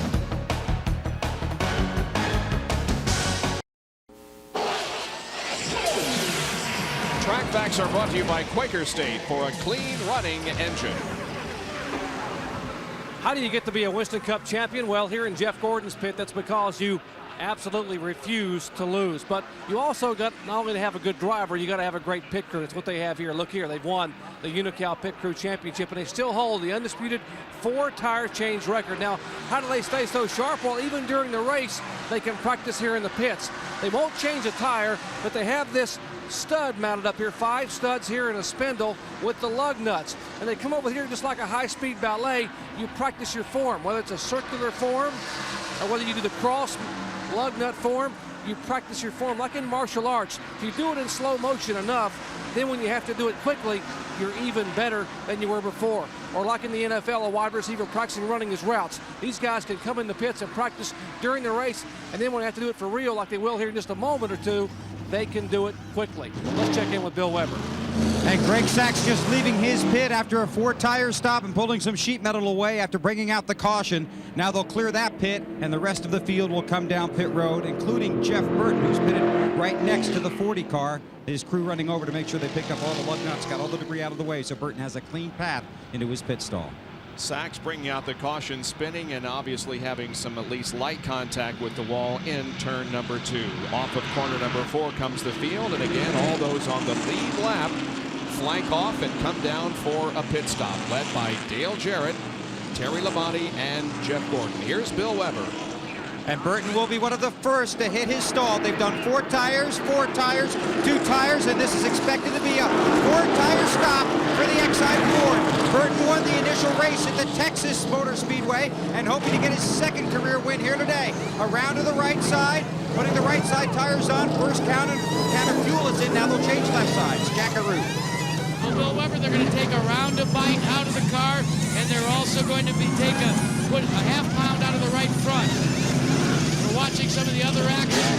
Jeff Gordon is away in 19 and a half, and then Bernie Irvin is away, as well as is Terry Labonte. These were good stops, but the biggest problem was the 16 of Ted Musgrave. He almost hit the tire left by Dale Jarrett's crew. Bill? Big trouble for Jeff Burton on the left rear. They tried to put the new wheel on, and it wouldn't sit on the studs. So now, Tony Liberace is underneath there trying to clear out the stud. Liberati looking underneath. They're getting a tool now. They've got a hammer out there. Frank Stoddard has the hammer. He's going to get underneath there and try and, looks like they're trying to bang the stud back into place. The wheel would not sit on the stud. Meanwhile, the 40 car sits behind him on pit road as they work on Sachs. Now he pulls away, and they continue to try and fix the left rear hub on the Exide Batteries Ford.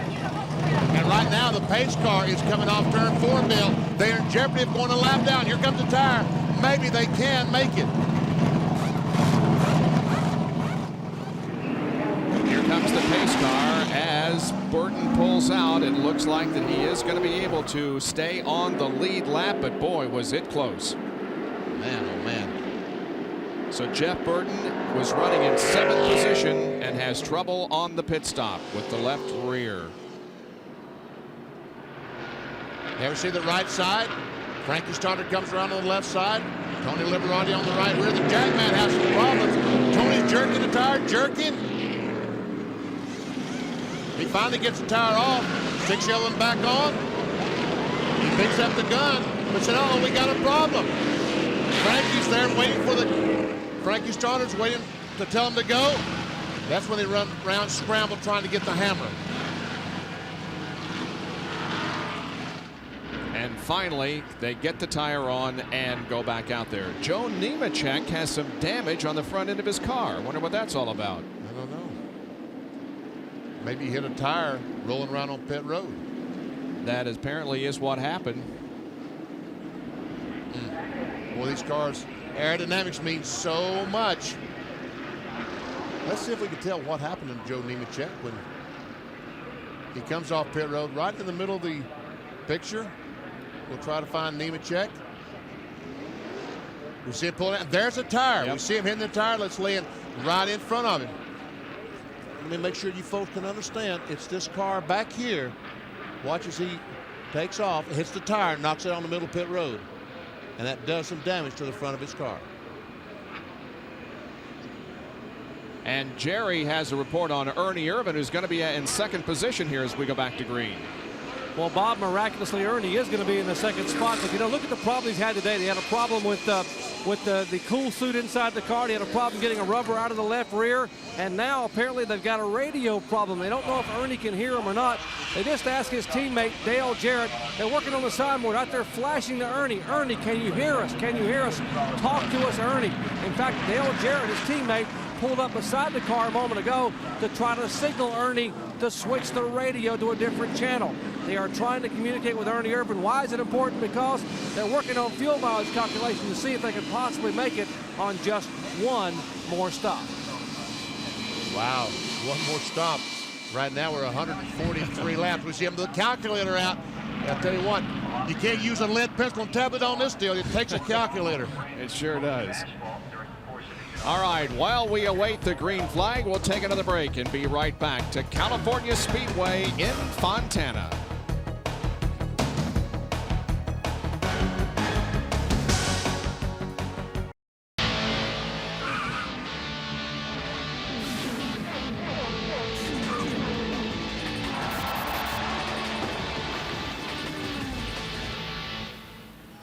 ABC Sports live today at Fontana, California. And you can go online. The www.nascar.com website provides all the information that you need to know about NASCAR racing, whether it be here in the NASCAR Winston's Cup Series or the Busch Series or the Truck Series. www.nascar.com will bring you all the information NASCAR online. Benny? Let's see if we can tell what happened on the 99 car. There we see the crew working on the left rear. All we can see right now is in just a second they're going to open up. I guess that we're talking about the dust cap, the silver thing right in the middle, I'm supposing is what broke off, and that does hold the axle shaft in. Jerry Punch? Exactly, BP. This is the dust cap here we're talking about. We use this demo here in Jeff Gordon's pit to show you. This silver cap here has some Allen wrench screws here to be able to pull the cap off inside of the locks that actually hold the axle assembly in place. And that apparently is what broke off and allowed some of the axle to go back in, which created a problem. We initially thought that there was a possible broken stud, or one of the studs here, when you put the tire on, that the stud would be jammed back into the back. You'd have to take that stud and either hammer it back out or replace it in order to get the tire to seal up. But that was not the case. It was this silver cap here, the dust cap inside that holds the axle assembly in place, that was the problem for Jeff Burton. And the field comes down for a restart. And Jimmy Spencer on the inside trying to get a lap back. Ricky Craven trying to keep him back there. Meanwhile, Ernie Irvan and Dale Jarrett, the Robert Yates cars, running second and third. This is the second time this afternoon that Ricky Craven has led and some contact with Jimmy Spencer since him sliding up the racetrack and losing 2 positions and maybe more. And that's what happens when you get off the gas, huh? That's what happens when you lose that momentum. Look at all these cars blowing by. Morgan Shepherd on the inside. Telling Rusty, tell him he's down there, spotter. And now we see the 36 car gets out of the groove. There's Jerry Cope going high off turn 4. Wow, way up into the marbles, but he saved it. And look at this coming down the tri-oval. They're 4 wide. And Jerry Nadeau is in the wall. He's heading down pit road. Saver Jerry. Attaboy, good job. The caution is out, but Nadeau did save it. He's got some damage on the car, but he saves it and comes down pit road. Wow, good job. The 23 car might be able to get a lap back. Remember, we saw Jimmy Spencer. He's in front of the leader. Can Ernie Irvan keep him a lap back? Doesn't look like it. Jimmy Spencer heads up, getting that lap back. Yeah, he's got several car links on Irvan as they come down off the tri-oval and onto the front stretch. And at the line, Jimmy Spencer gets his lap back. So Spencer in 25th position is back on the lead lap. But folks, watch what happens. The pace car comes out and gets in front of the 28 car. That yellow 23 just goes all the way around the racetrack. That's why it's so important to get that lap back. So Ernie Irvan, the leader now. Jarrett second. Terry Labonte is in 3rd position, but encircling the entire racetrack is the 23 of Jimmy Spencer. And Jerry Nadeau has decided to take his car to the garage area. Too bad for Jerry. You see the R&L Carriers, the new sponsor on the one car. Tough break for the young man. I think Jerry Nadeau has a tremendous amount of talent, as witnessed last week at Michigan when he qualified so well. He was running a couple of laps down here this afternoon before the incident that he had up in the fourth turn. So now then, we're at lap 148. When they come by, 149. If they pit now, a lot of these cars might be able to make it on one more stop. It's getting very, very critical on fuel, the fuel situation. Yep. Here, Ernie takes a look. No, he decides not to pit. How many of these cars will pit? Several of the cars that were a lap down pitted on the one lap to go, trying to get all the fuel in the car they possibly could. So the cleanup is going on in turn number 4. In the meantime, we'll take a break.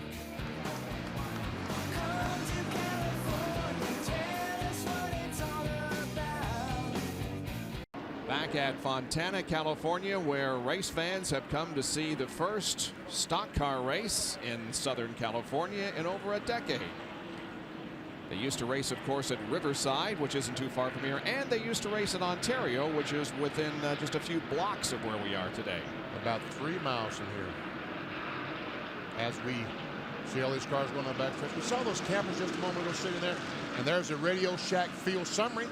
Take a look where your favorite driver is running. In parentheses on the right, where that driver started. You see Ted Musgrave in the 10th, started 20th.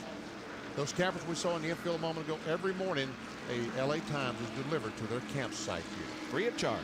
Free of charge. How about 16:30 this afternoon. And we see back 25 cars in the lead lap. The last car, Jimmy Spencer, who just got that lap back. Chad Little tried, not able to. And now 31 through 42, the remainder of the field.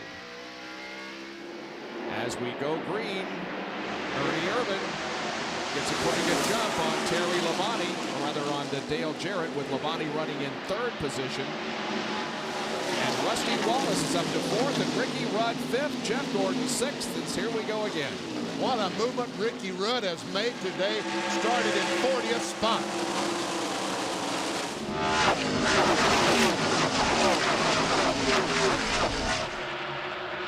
Right now, Robert Yates' car is running 1-2. Ernie Irvan, the winner last week, followed by his teammate Dale Jarrett.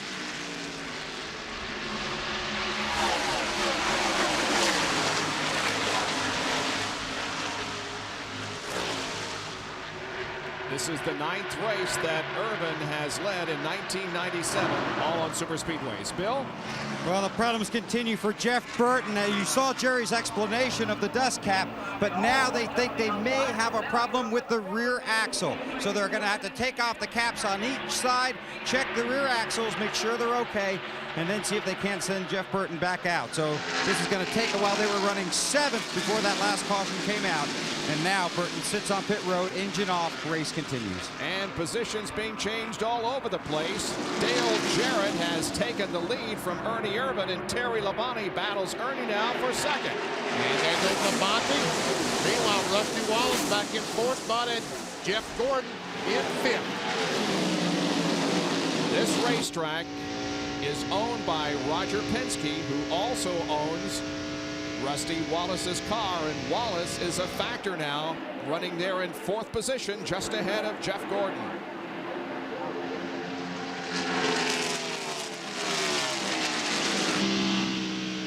Rusty goes right down the white line. Can he keep it on the white line like Jeff Gordon can?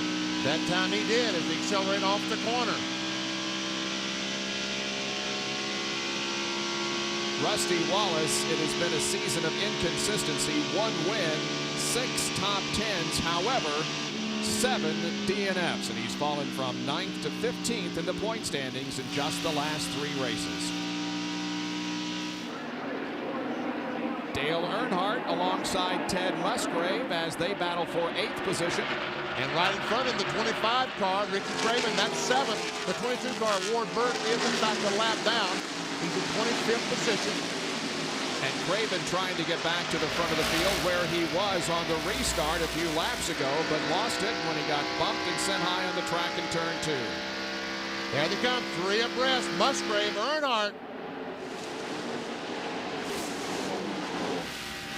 And Mark Martin literally was pushing his teammate, Ted Musgrave, down the front stretch.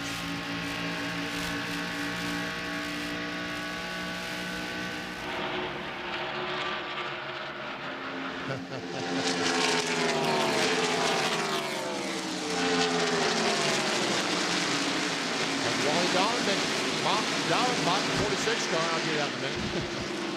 Dallenbach's had a strong run today. Here is the battle for the lead, and Terry Labonte, who has not led yet today, looks to the inside of Jarrett and takes the lead. And behind them, Jeff Gordon going by Ernie Irvin, or trying to go by Irvin. That's the battle for third spot. So we have 2 Hendrick cars and 2 Yates cars in the top 4.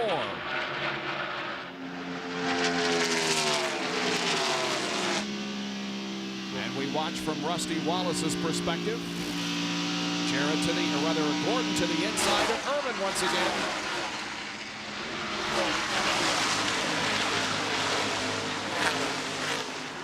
And they're still, Irvin and Gordon still side by side. And right now, Rusty Wallace has decided to try to help Ernie Irvin.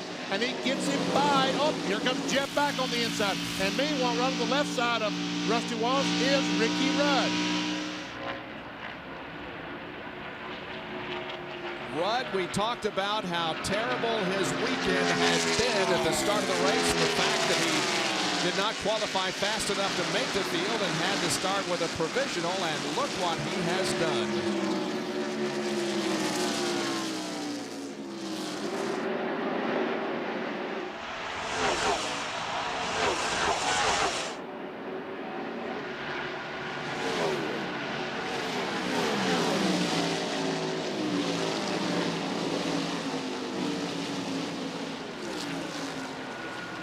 Less than 100 laps to go in this race. 5th and 6th, Wallace and Rudd. A moment ago, I said that the 6 and 16 that Mark Martin was helping his teammate watch as he goes up and nails him in the back. Is that close enough, folks? At 180, 90 miles per hour. And how about this from the onboard camera? Hello. In modified racing, they would call that buck drafting. There is Ricky Craven and Mark Martin, 7th and 8th. And right now, Ricky Craven, folks, might be the only car you see on the leaderboard on the left side that can make it on one more stop. The fastest speed that last lap was by the leader, Terry Labonte, at just over 180 miles an hour. Labonte, the leader of the race now, over Jarrett, Jeff Gordon, Ernie Irvin, and Rusty Wallace. Back in just a moment after this message and a word from our ABC stations.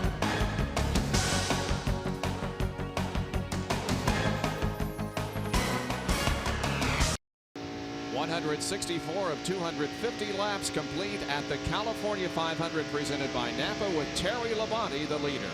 Tonight on ABC, it's all family entertainment with Second Noah and America's Funniest Home Videos. Then Lisa Hartman Black stars in the Sunday night movie Someone Else's Child, all tonight on ABC. Tomorrow night, a brand new special featuring the Man Killers of the North, Polar Bears, The Arctic Terror. Then a network movie premiere. Peter Gallagher and Janine Garofalo star in Late for Dinner on the ABC Monday Night Movie tomorrow night. I couldn't star in that movie. I've never been late for dinner in my life.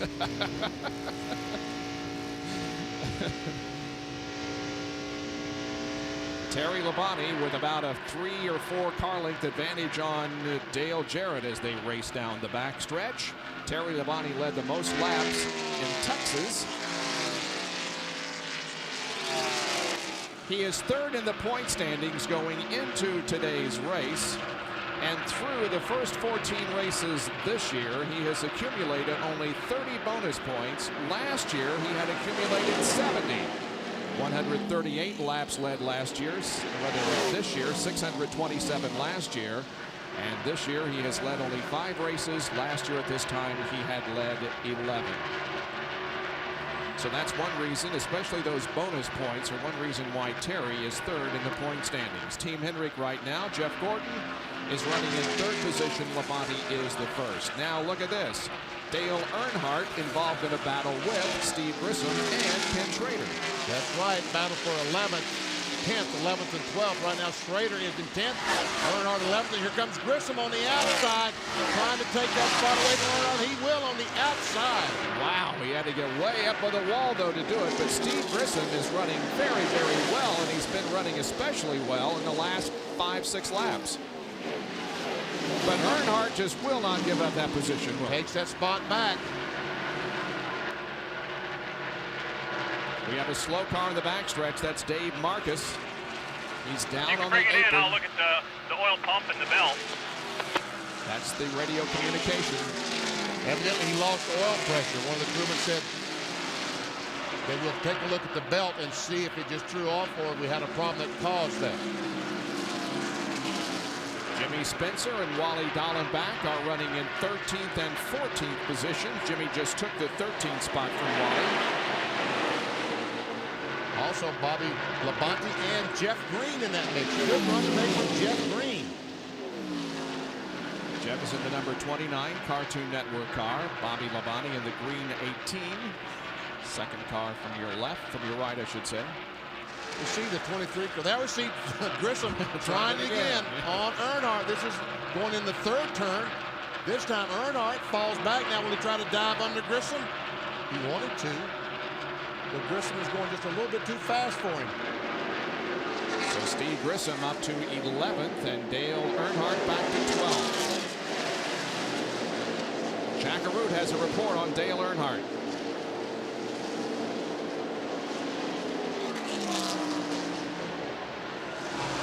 There we go. Hello, everybody. We had to find the right switch. My problem.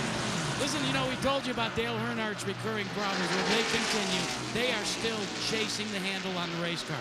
Larry McReynolds, I said to him, I said, hey, relax, things will get better. He says, hey, it hasn't been my year all year. They know it weighs heavy on every one of these guys. This winless streak that Dale Earnhardt has, it's the longest in his career. Indeed, it was at 41 races last weekend, and it could be looking at a 42-race winless streak for Dale Earnhardt, the longest of his NASCAR Winston Cup career.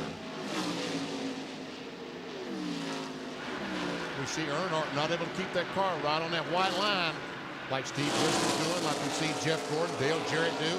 And there goes Dallenbach and Labonte. Good battle. That is for the 14th spot.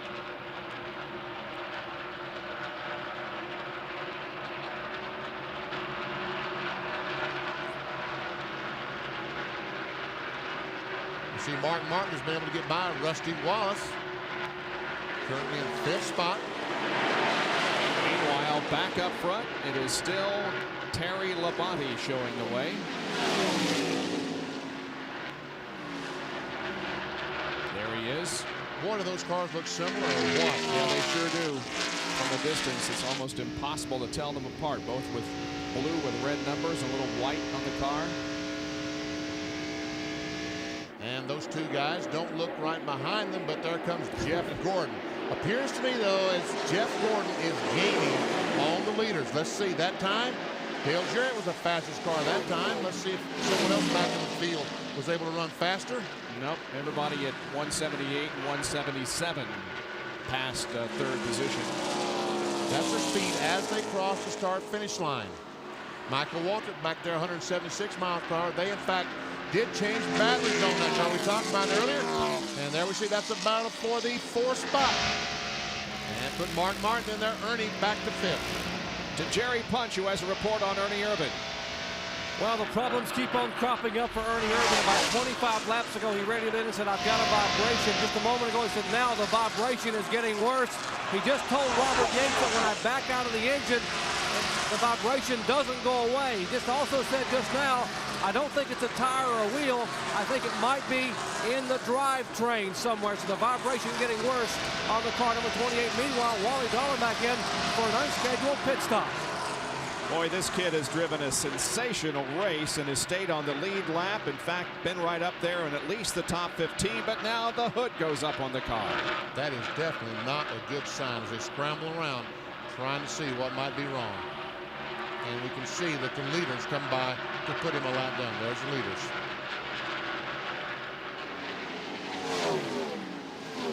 Dale Earnhardt and Jimmy Spencer are running 12th and 13th. There they are.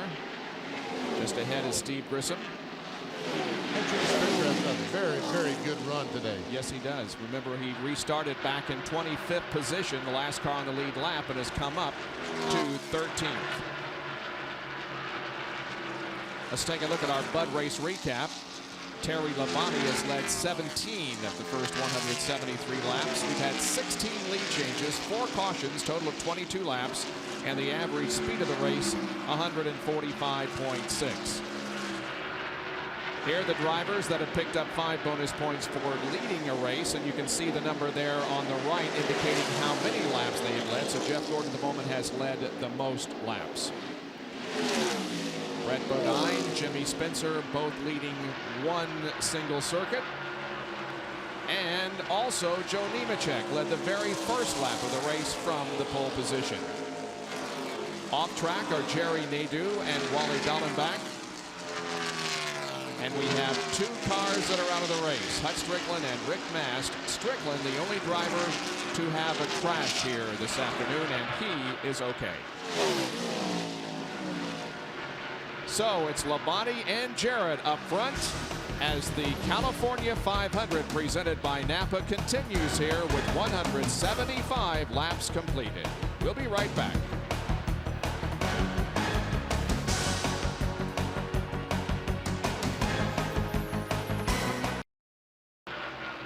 There you see the first 3 here in the California 500 presented by NAPA, Labonte, Jarrett, and Gordon at the end of 180 laps.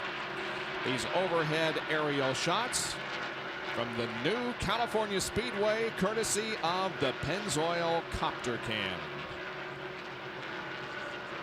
Showing you the cars move around the racetrack. Well, these 3 cars are so very, very close. One time by, Terry Labonte will have a faster speed. The next time it will be Jarrett. The next time it will be Jeff Gordon. Right now, I think they're about as equal as you can get. The question is, can any of these cars make it on one more stop, or will they have to stop twice? Jimmy Spencer and Dale Earnhardt have been having a good battle the last few laps, and they continue to do so for 12th position. We'll never see Spencer go by at the 18 car. Has caught up on the back bumper of the 3 car of Dale Earnhardt. And Labonte closes in rapidly on the 7-time NASCAR Winston Cup champion. That's the battle for 13. Labonte has a run.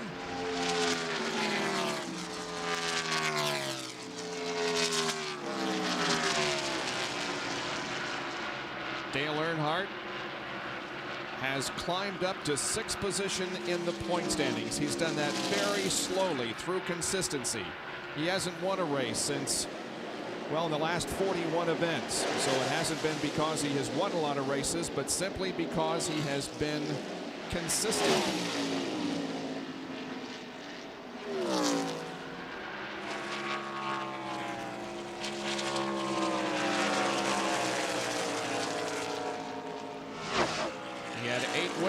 Prior to the 41 race losing streak, 26 top 5s, 31 top 10s, and had led more than 2,000 laps. But in the last 41 races, 11 top 5s, 21 top 10s, and 447 laps led. Here's Bill Weber.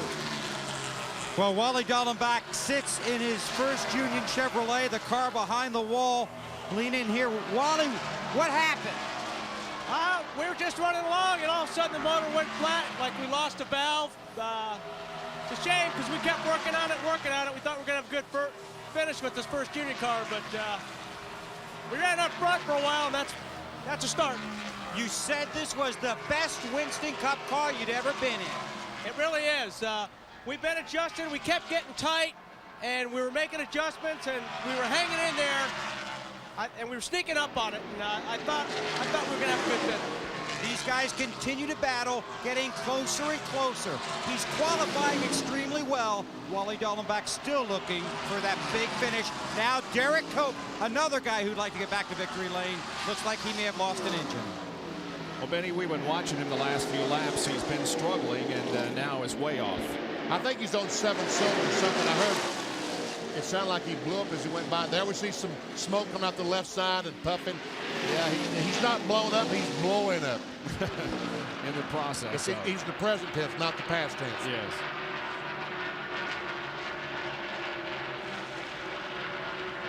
There he moves over, lets the cars go by. You can also see the repair that they did on Joe Nemechek's car after he ran into a tire on pit road. Jerry?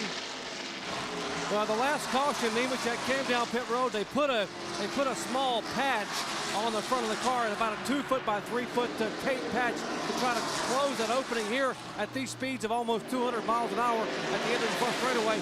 Aerodynamics very, very important. Now, obviously, the aerodynamics hurt on that car, but what did help them was the pit stop during that caution flag. Tony Glover says we can make it now on just one more pit stop. This is going to boil down to a very interesting race, and I believe it was Jeff Gordon who warned us of that in the early part of the weekend, saying this could be a fuel mileage race. Check this guy, Mark Martin. Remember when he fall back to about 10th? Look at this. He's now back up to 6th spot, and check it out. Mark Martin, 40.1, 400.10. Look how consistent he is, and not only consistent, consistently faster than the leader. Chopped a half second off of the interval between himself and the leader of the race, Terry Labonte. Labonte is leading his 6th race of 1997. Last Sunday at Michigan, he ended his streak of 19 straight top 15 finishes. Terry did with his 39th place finish. There is Jarrett and Gordon running 2nd and 3rd right behind him. The first 3 are separated by less than 1 second. And now Gordon looks like he may be ready to take over 2nd. Looks pretty racy, doesn't he?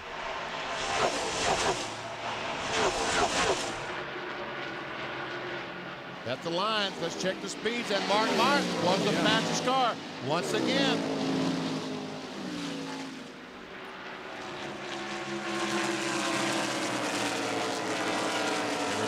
In the 178-mile-an-hour bracket, except the first 4, and the fastest of the first 4 was Mark Martin.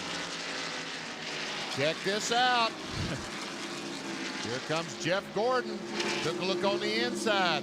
Now he's going to take a look on the outside. Now he's going to stay behind Dale Jarrett. And Steve Grissom had such a great run going. He's on pit road. Look at Mark Martin that time. He's really coming out over 180 miles per hour.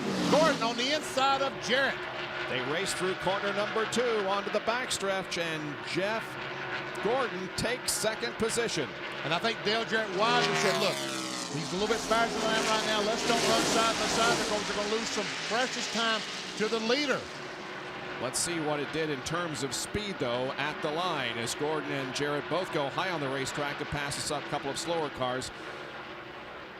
That's another thing that's going to slow them dramatically is passing these other cars. Bobby Hamilton and David Green, the cars that they are passing, and Mark Martin continues to be the quickest, but look at Jarrett, 177.2, and Ernie Irvan is in. Jerry Punch. And just now, Ernie radioed that he thinks he may have lost a cylinder. Apparently, he is on 7 cylinders, and the crew's shoulders all dropped. They had planned to come in and make this final pit stop. Yes, I said final pit stop. They think they would be only about 2 or 3 laps shy. And they traded some sticker tires with Bill Elliott's crew for scuffs. They're going to put on 2 right side scuffs and actually just change 2 right sides only. Down to you, Jack. Well, Jerry, they're going to work on Kenny Schrader's car. They work on the track bar. Ernie Irvan killed the motor for a second. When he goes by Kenny Schrader, Schrader goes to the right sides as well. And you see Kyle Petty also coming down pit road and going back out onto the racetrack. Kyle in 35th position, 5 laps down.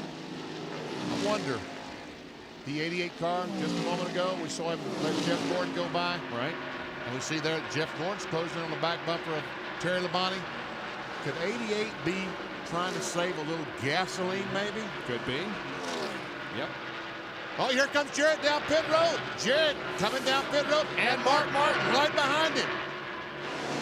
We've got 58 laps to go in this race. They can't run that. Can they run 58 laps? It would be difficult. About 53 is the most we've seen, Jackaroo. Here's the deal you were wondering about Dale Jarrett. His car was tight, and he was indeed trying to conserve fuel through that entire run. Conversely, with Mark Martin, they feel like they can go the distance. They had the best set of tires on Mark Martin's car. Rusty Wallace comes in. Now Wallace borrowed some tires as Martin pulls away from Dale Jarrett of all people.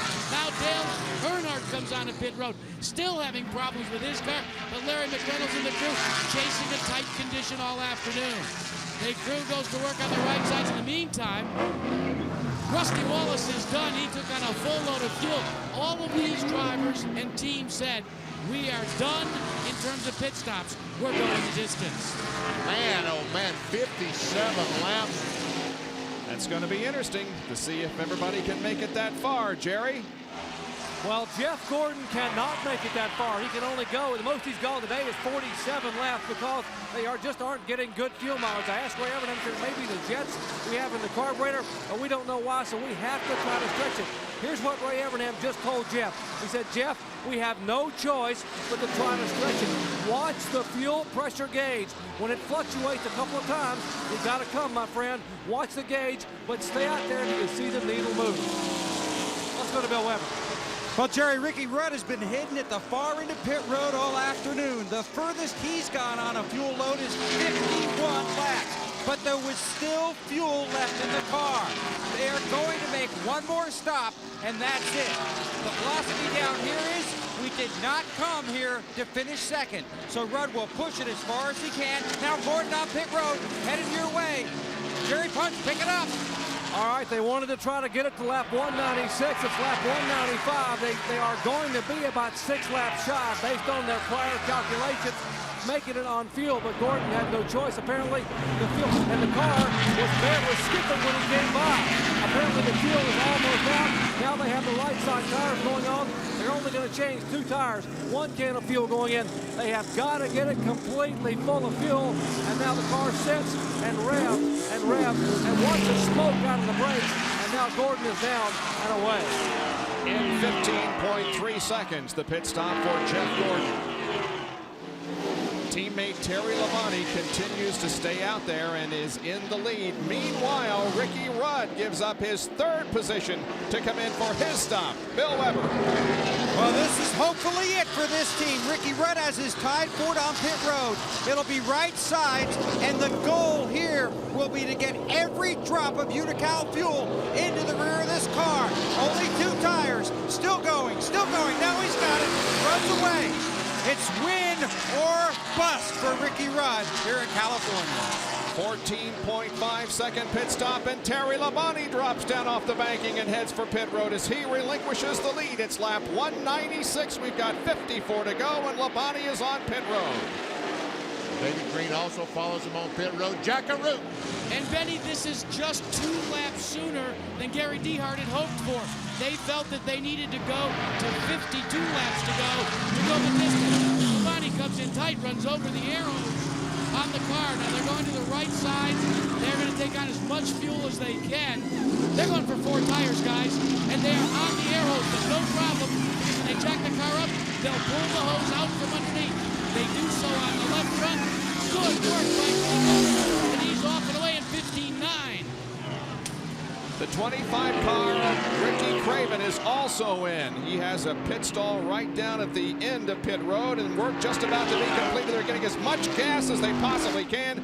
There goes Ricky Craven, and here comes Ted Musgrave. Musgrave was running in 2nd position when he came in for the stop. Here he is moving slowly down pit road, Jack. We talked about Roush Racing being on a red-hot streak. Remember, Ted Musgrave led the most laps last week. Well, this week he pulls on a pit road, going wide. Now, normally, that's an indicator that the crew will be going for 4 tires. We'll have to wait and see. They're working on the right side. The first can is in. Yes, they're definitely going for 4 because you can see the second gas man waited for the second can until the crew went to the left side tire. They're completing their work. Ted Musgrave, a former short track ace, still looking for his first win. 23.7 seconds, and the crew's upset about that. They thought they could have been done in 25. Jimmy Spencer has taken the lead of this race with the pit stops being made. There he is on the racetrack. I want to show you something on the 24 car. When he made that pit stop just a moment ago, just watch this as he comes down. He stops, they're going to change right side. This is Barry Muse, the jack man. Watch him as he jacks the car. Now, when they get the tires changed, watch how slowly he lets the jack down. Tires are on. He knows they got to wait for fuel. He lets the jack down. They're going to tell him on the other side of the... Ray Evernham's going to tell him when to go on the radio. That way, they've got a better shot, able to roll the car off a little bit better, not having to come down off the jack. Might have saved a 1/10 of a second. Jerry Punch. Here comes Jimmy Spencer. He gives up the lead. And by virtue of that cut left rear tire, remember, he was out of sequence, and that's why he could come in later than others. He's now back on the lead lap, and as you said, Bob was the leader. 2 right side tires only. He should have no trouble whatsoever making it all the way on fuel. Now, the final pit stops have taken place. And now it is set, the final laps of the inaugural California 500 presented by NAPA when we come back to NASCAR racing in Southern California. The California 500 presented by NAPA is 203 laps old, and Darrell Waltrip just came into the pits, but he led a lap, and that means that he has led his 5th straight race in the 97 season. As far as wins in NASCAR Winston Cup competition in the Golden State, Darrell Waltrip's at the top of the list with 5 victories. Rusty Wallace with 4, Bodine and Rudd with 3, Urban Labonte have 2, and Earnhardt, Elliott, and Martin have 1 each. Here in California, that includes the road courses at California, or rather at Sonoma, also the road course at Riverside, and the oval at Ontario Motor Speedway. And guess who's leading the race, folks? Jeff Gordon. I know you knew that. You cheated. Jeff Gordon, he was not leading the race when all his pit sequence started. He was running in 2nd spot. As a matter of fact, Mark Martin didn't change any tires. Jeff Gordon changed the 2 right side tires, but he still is in the lead. And Sterling Marlin drops down off the banking onto the... that was smoke pouring from the 4 car, and Ernie Irvin has pulled behind the wall. Jerry? Well, Bob, a moment ago, he came down pit road. They raised the hood to see if they could determine what the problem was. I told you, remember, he was down on 7 cylinders. I talked to Doug Yates, who basically runs the engine department for his dad, Robert Yates, and Doug looked around and told me, he said, Doc, we are down now 2 cylinders, so we have only 6 cylinders working in this V8. They think they have broken a rocker arm.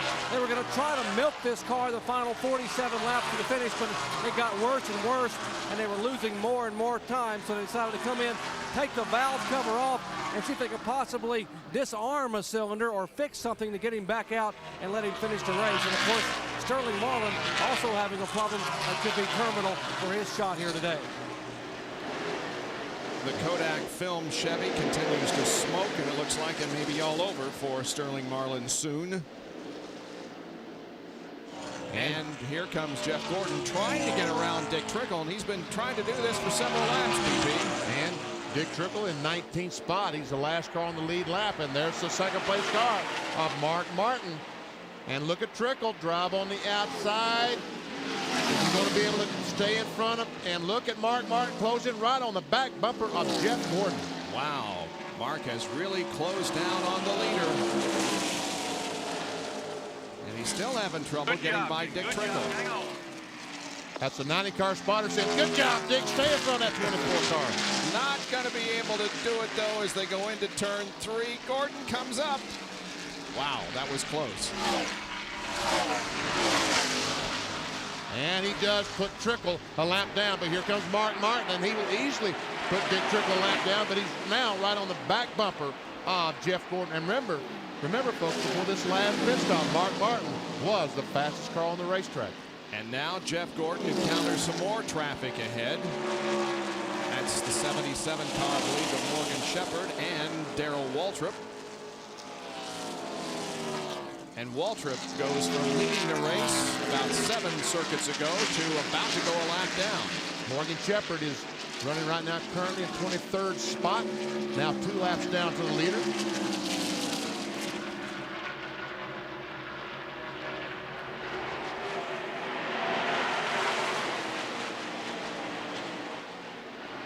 And we see Terry Labonte right at the back end of this group as he closes in on those leaders.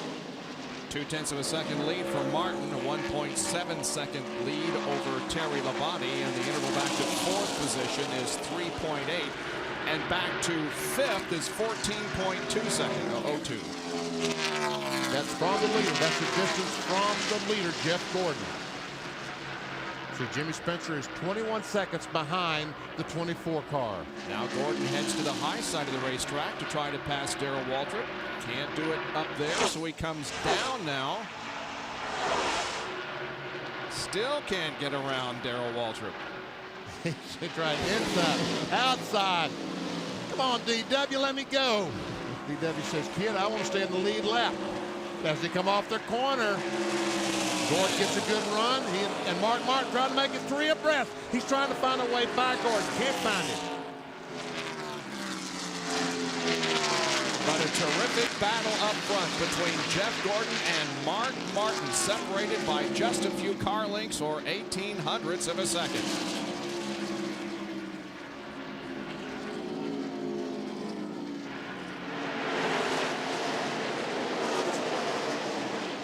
As we watch as Greg Sachs is coming down pit road.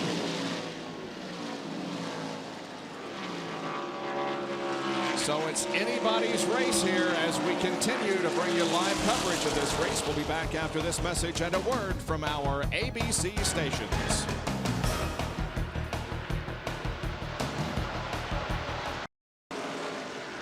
Jeff Gordon continues to lead the California 500 presented by NAPA here at California Speedway. 215 laps completed, 35 to go. Last week, it was a 400-mile race at Michigan International that Ernie Irvin won.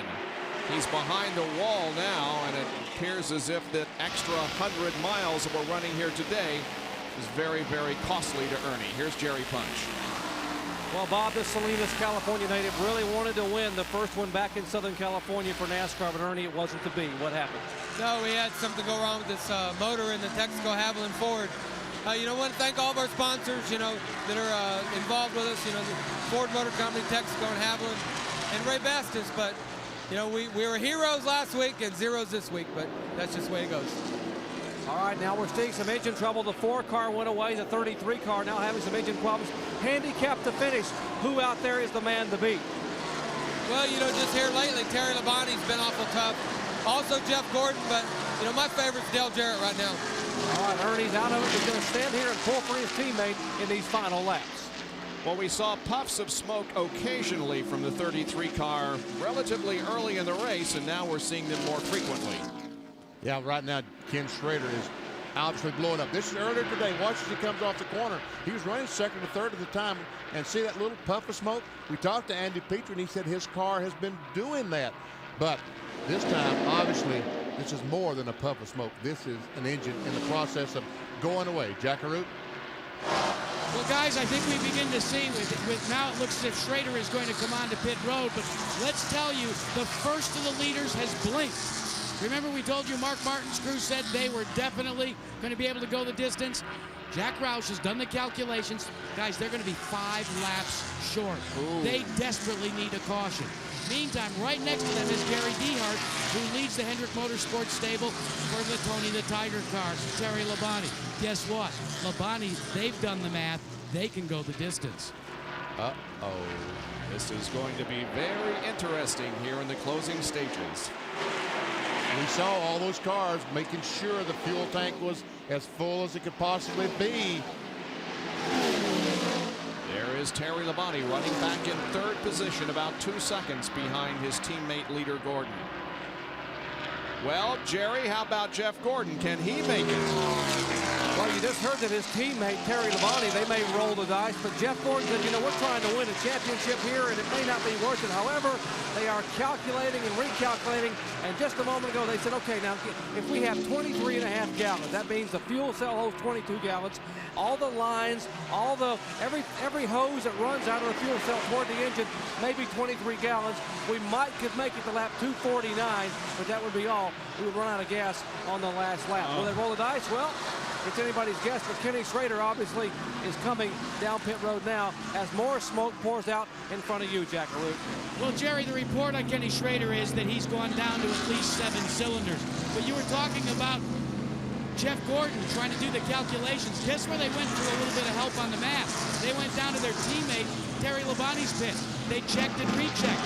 So there's the advantage of having a 3-car team. It's all over for Schrader. You can hear the motor. It's smoking badly. I tell you what, you could fog a mosquito place right now. Yeah, look pretty smoky down there. As we saw Schrader sitting on pit road, we also saw Jeff Bodine in the QVC Ford make that left-hand turn toward the garage area. So his day is over. There's the 88 car of Dale Jarrett running in 4th position, about 6.3 seconds behind. And you know what? He's losing ground to the leaders, but this might be planned. This 88 car might be trying to make it on one more stop. What about the 10 car of Ricky Rudd, who's in 5th, Bill? Well, Ricky Rudd certainly knows how to milk fuel mileage. He's done it before, and he might be doing it again today. When they pitted, Randy Hildreth made sure he got every drop he could of gasoline into that car. So a few laps ago, I went by crew chief Jim Long, and I said, you rolling the dice? He goes, I don't think so. I feel pretty good. I think we can make it. Well, we shall see. 28 to go.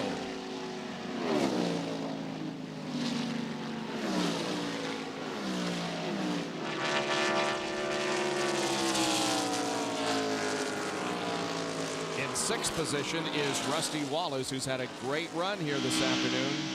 And remember, he won a race at Michigan, was it last year or year before last, when Terry Labonte had to stop and run out of fuel. Had to stop for fuel. Rusty Wallace made it. There's that Radio Shack fuel summary in parentheses where the car starts. And here comes Mark Martin trying to go by on the outside of Gordon. Can he make the pass on the outside? Jeremy Mayfield there on the outside of Gordon. And that will be the pick that Gordon uses to stay in front of Mark Martin.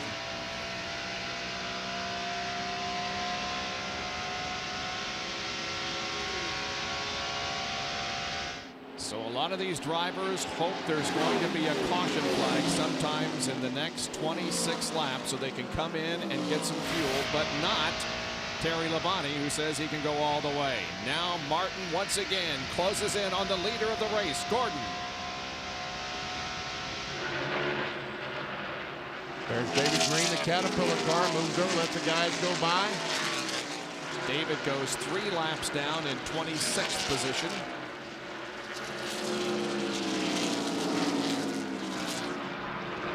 Michael Waltrip is about to go a lap down in 14th. He will be the next car that goes a lap down. There he is, a few car lengths ahead of Gordon. And the 21 car we reported early in the race, the alternator quit working on his car. They had to change the battery on one of the caution flags, so he still has been able to stay in the lead lap. But right now, I'm sure that the engine is being starved for the energy it needs to make those spark plugs to make all the horsepower he needs to stay in front of these guys. Let's continue our assessment of who can and who can't make it on fuel. Jack, what's the story with Rusty? Bravado goes away in the heat of battle when it gets down to crunch time. Rusty Wallace, he's got to stop with at least 12 laps to go. They really messed up on their map. In the meantime, Dale Jarrett is in the same situation as Mark Martin. Talking to them, they say they've got it. They need about 5 laps. They need a caution because they're going to have to pit with 5 laps to go. So, Jerry, what about on your end? Well, if you look at the top 6 or 7 cars, a lot of people are saying, what if, what if, what if? But Jimmy Spencer, we know for a fact, can make it all the way. Oh my, a cut left rear tire that put him a lap down, and suddenly a caution flag that put him back in the lead lap may just hand him a victory if the front 6 have fuel problems. All I can say is, folks, don't go away, because these last few laps are going to be very interesting. Michael Waltrip has gone a lap down. You see both Gordon and second place Mark Martin have passed him. Did you see where Mark Martin swung right back in front of Michael Waltrip? Why would he do something like that? Because he needed to get his angle into turn 1 as good as he possibly could. Here's Ricky Craven, Ted Musgrave. And here's 41 coming down pit road. And Steve Grissom was running in 8th position, and he has come in for a pit stop. Bill Weber, he's right there at you. And they swing around to the right side. He's going to get 2 right side tires and enough fuel to top off the tank so Grissom can reach the end of this race. Right side tires bolted on. That's all they're going to do. Quickly clean the grill. Enough fuel in. Steve Grissom, 11 seconds. And now back out into the race. He stopped on lap 188, so he couldn't possibly make it. He might as well stop right now, get some fresh tires, rather make up as much time as he can on those fresh tires. 21.5 laps to go for Jeff Gordon, Mark Martin, and the others. We'll be back with more of our live coverage in just a moment of the California 500.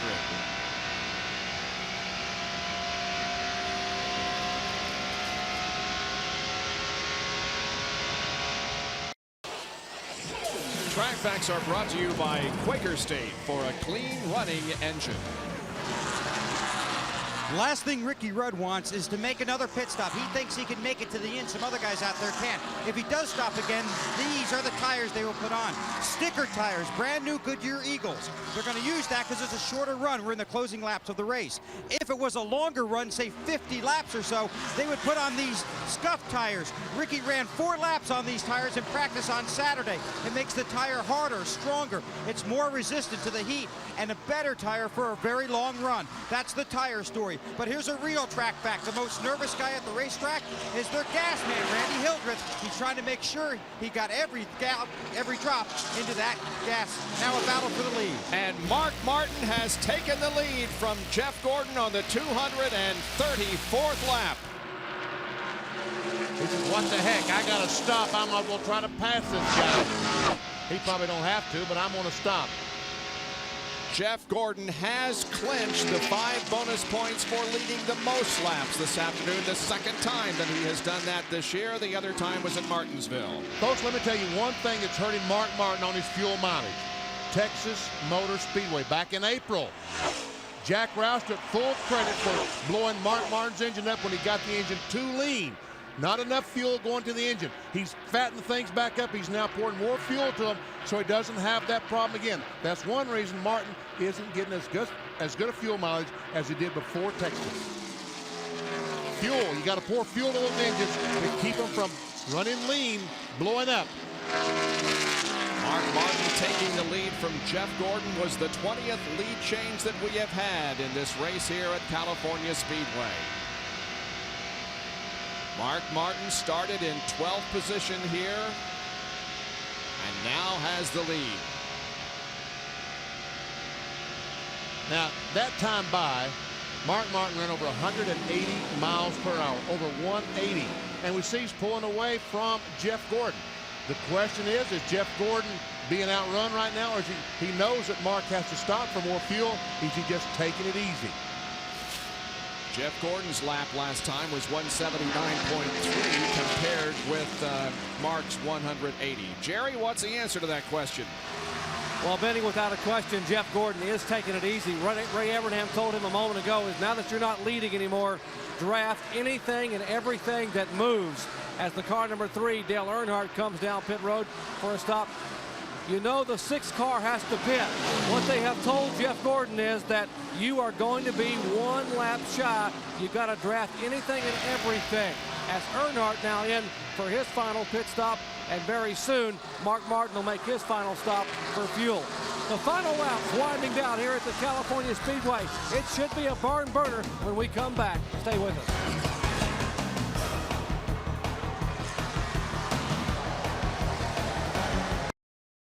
Here here at California Speedway in Fontana, California. Your leader, Mark Martin, is pulling onto pit road. We told you before he was going to be 5 laps short of fuel. Now the key is to get the dry brake system with the 11 gallons into the car and count it. 1, 2, 3, and go and away in 2.3 seconds. Remember, there's still a speed limit, but Jeff Gordon is just on the middle of the backstretch. And Rusty Wallace also came in for a pit stop during our commercial break. He was running in 6th position. Here is Jeff Gordon through the tri-oval, completing lap 241. There are 9 circuits to go. Here comes Dale Jarrett. Yep, Dale Jarrett coming in. Jackaroot, he's headed toward you. They have been playing the game of conservation all day, but again, they also came up short. Dale Jarrett, who has run just a very conservative race, now has to hit the pit stall. The crew goes to work. Again, a simple gas and go. You've got to make sure you get enough in. They tried to make a quick adjustment in the chassis. In 3.4 seconds, they're away, Jerry. Well, now that it's decision time here for Team Hendrick, you already heard that Terry Labonte thinks they can make it. They are going to roll the dice and go for it. But what about Gordon? Well, just a moment ago, Ray Evernham said, well, Jeff, here's the news. By calculation, sometime between lap 4 to go, 3 to go, 2 to go, and the checkered, we are going to be out of fuel. What do you want to do? And they decided to roll the dice and go for it. Wow. Well, it may pay off. It may not. Stay with us. We'll find out in just 8 more laps. Labonte now is running in 2nd position, and he, we have been told, can go the distance without a doubt.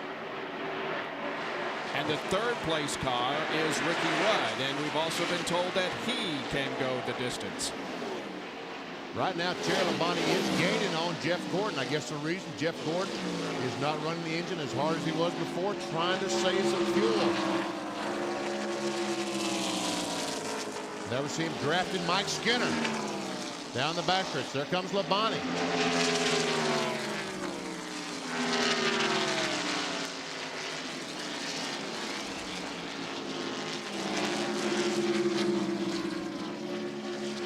Jeff about to complete lap 244.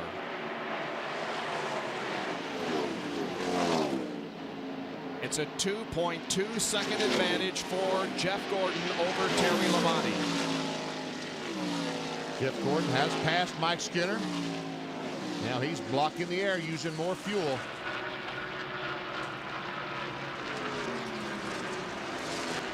The 10 car still has not crossed the start-finish line. There he goes now, 24.62 seconds behind the leader, Jeff Gordon. Jeff Gordon has won 25% of the races he's competed in since winning his first race at Charlotte back in May of '94. His longest winless streak during that time has been 13 races between Watkins Glen and Rockingham, late '94 and early '95. The interval is 1 3/4 seconds now. The 24 car, remember folks, he stopped 2 laps earlier than did his teammate Terry Labonte, and also the 25 car of Ricky Craven. Here's Jackaroot again. Gary Dehart saw all of his competition go onto pit road. The first thing he did is he jumped over the wall and did a little bit of lobbying with NASCAR about lapped race traffic. As he started to climb back up on his perch, I asked him, are you going to stay out? And he just grumbled, yeah. 4 laps to go. 1.6, Labonte getting closer and closer. I think right now Jeff Gordon is just backing up a little bit, trying to save every drop of fuel he can. Labonte thinks he can make it. He might as well run as hard as he can and force Gordon to have to run harder and hopefully run him out of fuel. This will complete lap 247, and there will be 3 laps to go in the inaugural California 500 presented by NAPA. That's how close first and second are.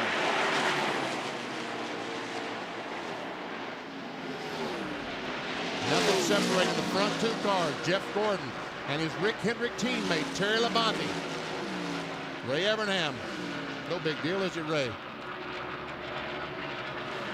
Gary Dehart, the crew chief for Terry Labonte. These guys work all week long side by side at Hendrick Motorsports, but when they get out on the racetrack, they are bitter enemies. Well, not bitter, but enemies. Yeah, they're certainly competitive enemies, let's put it that way. 2 to go for Jeff Gordon. Can he hold on? Will the fuel last? And can he hold off the hard-charging Terry Labonte? He comes up on the fastest qualifier in this race, Greg Sachs, and puts him 4 laps down. Greg in 27th position. This time by, Jeff Gordon will see the white flag. There is Ray. He said, well, here's Dehart. Everett says there's not much I can do. Meanwhile, as we watch this, Bill Elliott and Dick Trickle have run out of fuel. Both those cars are on pit road. Here he comes off the corner onto the tri-oval. The white flag waves for Jeff Gordon. 1 more lap to go. 2 miles to victory. Will it be Gordon or will it be Labonte?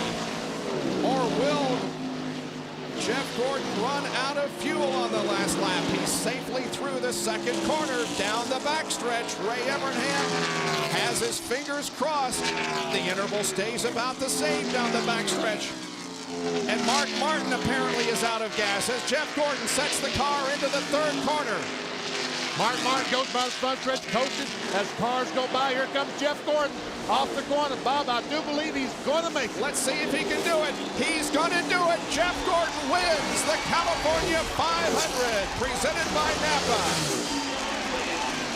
And the Rainbow Warriors celebrate another victory.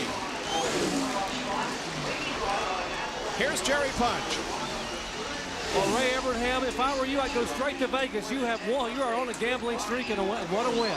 I'm going straight to church because we got to thank God first because he allows us to do this. And I know we were praying real hard, but, you know, we gambled. Michael Landis did an excellent job all day with the fuel, and Jeff Gordon did a great job driving the car. We're happy.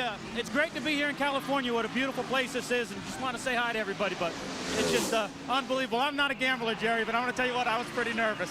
Realistically, did you think he could make it? Landis said, I don't think so. Well, we really didn't, but Jeff did a real good job, you know, not using the car up, not burning extra fuel, catching a sniff of a draft everywhere we can, and we've worked very hard on that car to get as much fuel out of it as we can. He just ran out of gas. All right, he just radioed his crew chief, said, I'm out of gas. I may not make it back to victory lane, but the story is this. The charismatic kid from California comes home and goes to victory lane as Mark Martin also coasting in with no fuel. And the question now is, can Gordon get back to talk to us? Well, he missed pit road, actually. I guess he's going across the grass. Here he comes through the grass and into victory lane. Jeff Gordon with his 26th career win, tied for 18th in the all-time list with Freddie Lorenzen. They made victory lane. It's the 7th win for Chevrolet in 1997. And the 7th win for Jeff Gordon. No other Chevy driver has driven to victory lane in 97 except this man. How about that? Jeff Gordon's 19th Super Speedway win, putting him 9th on the all-time list. Jack Roush cannot believe that Mark Martin, despite the fuel stop, ran out on the last lap. He's crushed, isn't he? Well, NASCAR's first visit to California Speedway has proven to be an incredibly competitive and exciting race. That, as is the case very often at Michigan Speedway, boiled down to fuel mileage. But Jeff Gordon stretched it, and he ended up in victory lane. That was some coal packs that he took out. They take those coal packs. Oh, give me a sip, he said. Waiting on Jack to let us know. Whatever, you okay? And he'll emerge from the car now to the applause of thousands of race fans gathered here this afternoon. A tired young driver, but also a very happy driver. You know where they're at. Win the inaugural, he said.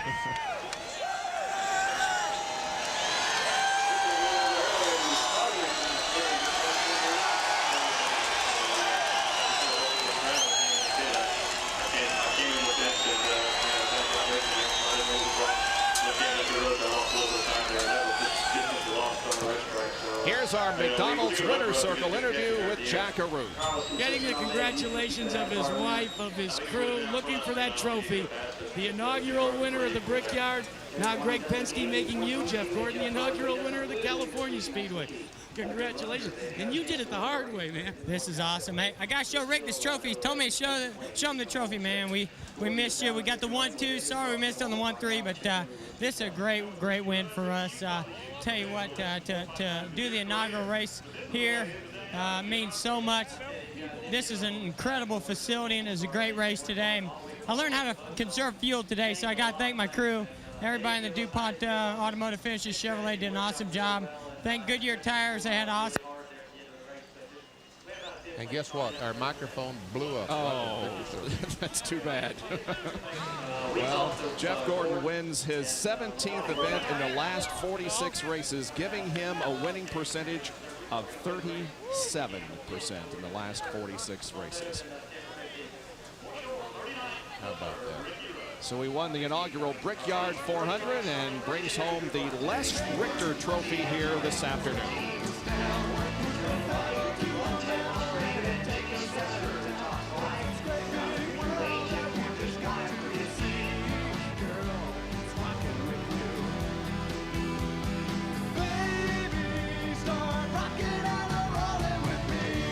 Jeff Gordon finishing heavy in the Chevy here in California on this summer afternoon. We'll be right back. The gentleman on the right of your screen is Roger Penske looking over his domain here. His car with Rusty Wallace behind the wheel finished 14th, but boy, Roger certainly has a lot to be proud of in this great facility here in California. Well, NASCAR has added 6 new tracks to the schedule in the last 10 years. Let's take a look at the inaugural winners. In Phoenix, it was Alan Kulwicki in '88. Ricky Rudd won his 10th career victory in '89 at Sears Point. Rusty Wallace, the inaugural winner in '93 at New Hampshire. The Brickyard 400 inaugural winner, Jeff Gordon in '94. Jeff Burton won the Texas inaugural race earlier this year, his first career victory, and now Jeff brings home his 26th career victory in the inaugural event here in California. Hendrick Racing, Jeff Gordon started 3rd, won the race. Terry Labonte started 10th, finished 2nd, and Ricky Craven started 11th and finished 9th, and Jerry Punch is with Terry Labonte. Well, he's 3rd in the points, but he was 2nd in the race today. Terry, you gave it a gallant effort, and he came close. We did. I tell you what, we had a good run today, and there, the last pit stop, I had developed a bad vibration. I wasn't sure if I had the wheel weight off of a tire or not, so we had to put on 4 tires. And that was kind of the distance we lost to Jeff, you know, in the pits there, the difference between 2 tires and 4 tires. I thought I could run him down, but we couldn't do it. We came close, but couldn't get there. Jeff Gordon's crew knew that you guys could probably make it. They were concerned they couldn't make it. Did you know that possibly Jeff was going to run out on the last lap? Well, they told me they thought it was going to be close for him, and they knew that we could make it, so. But we both made it. So, you know, a deal like that, everybody gambles at the end, and, you know, it paid off for Jeff and myself both. All right, Terry Labonte, a strong 2nd place finish, holds on to 3rd overall in the point standings. You know, last week in Charlotte, the Speedway Children's Charities, the Charlotte Motor Speedway and Rick Hendrick combined to raffle off a Corvette. They raised $269,000 to add to the bone marrow program trying to fight leukemia. Job well done, folks. That's great. Terry Labonte bounces back from last week, registering his 12th top 10 of 1997. We have more interviews to bring you here on our post-race show. The inaugural California 500 won here today by Jeff Gordon. Stay with us.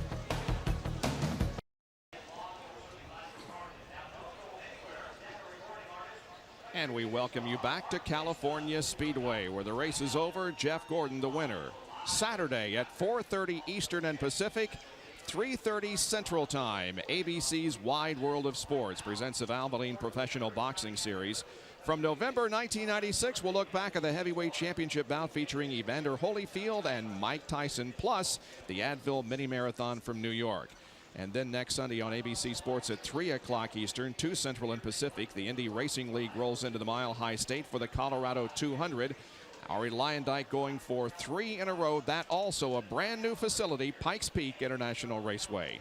Starting 39th, finishing 3rd, Ricky Rudd with Bill Weber. Okay, Ricky, next time you take a provisional, no sympathy, okay? Man, we were pretty pitiful here the first part of this week. These guys on this Tide Whirlpool Ford worked awful hard to get this thing up to par. You know, we weren't a winning car, but we were a top 5 contender all day, and they just worked hard. I can't say enough for them, and the fuel mileage played out at the end. You drafted everything you could at the end, and you were hoping the guys in front of you obviously weren't going to make it. Well, our guys were telling us that we were not going to be able to make it ourselves. We were going to come up a lap short, so anything I could do all I could, but they didn't think I could pull it off. And we started catching, drafting lap cars that were wrecked, and used everybody we could, and catch some cars. We'd run 3/4 throttle for a couple laps just to try to save some fuel. As it turned out, it was real close, but we made it. We thought it was going to be for the win. We thought that the 24 and the 5 were going to have to stop for fuel, and they chanced it, and they made it barely. Talk about points all the time. You not only salvaged the weekend, you came out pretty good shape. Well, I think when you have a car and you struggle, and we were a second off the pole speed, had all kind of problems. We felt like we brought the wrong car here, and still feel that way, but the guys worked hard to get this car in this race and get some downforce put in it, and paid a little bit of a price when they worked on the spoilers and stuff on the straightaway, but it worked out. The car came around quite a bit. You know, anytime you start 39th and come all the way up there and finish 3rd, can't say enough. We're tickled to death with it. Yeah, it's in pretty good shape, too. I mean, not beat up or anything. Yeah, I tell you what, it got so serious. We discussed wrecking this car earlier in the week so we could roll out the backup. NASCAR won't let you roll out the backup unless you destroy your first car. So you wouldn't believe how close we came to going out there and putting this thing in the fence early on. I'd like to see you explain that to the owner if you do that, though. Well, the owner's a pretty competitive guy. He wouldn't have cared. Okay, great job today. Thank you. That's Ricky Rudd, a great 3rd place finish for the owner driver of the Tide Ford. Jeff Gordon, the winner of the race, Terry Labonte 2nd, and Ricky Rudd finishes in 3rd spot. We will be here until the top of the hour, 3 o'clock here on the West Coast, 6 o'clock Eastern Time, so stay with us for more post-race interviews from California Speedway.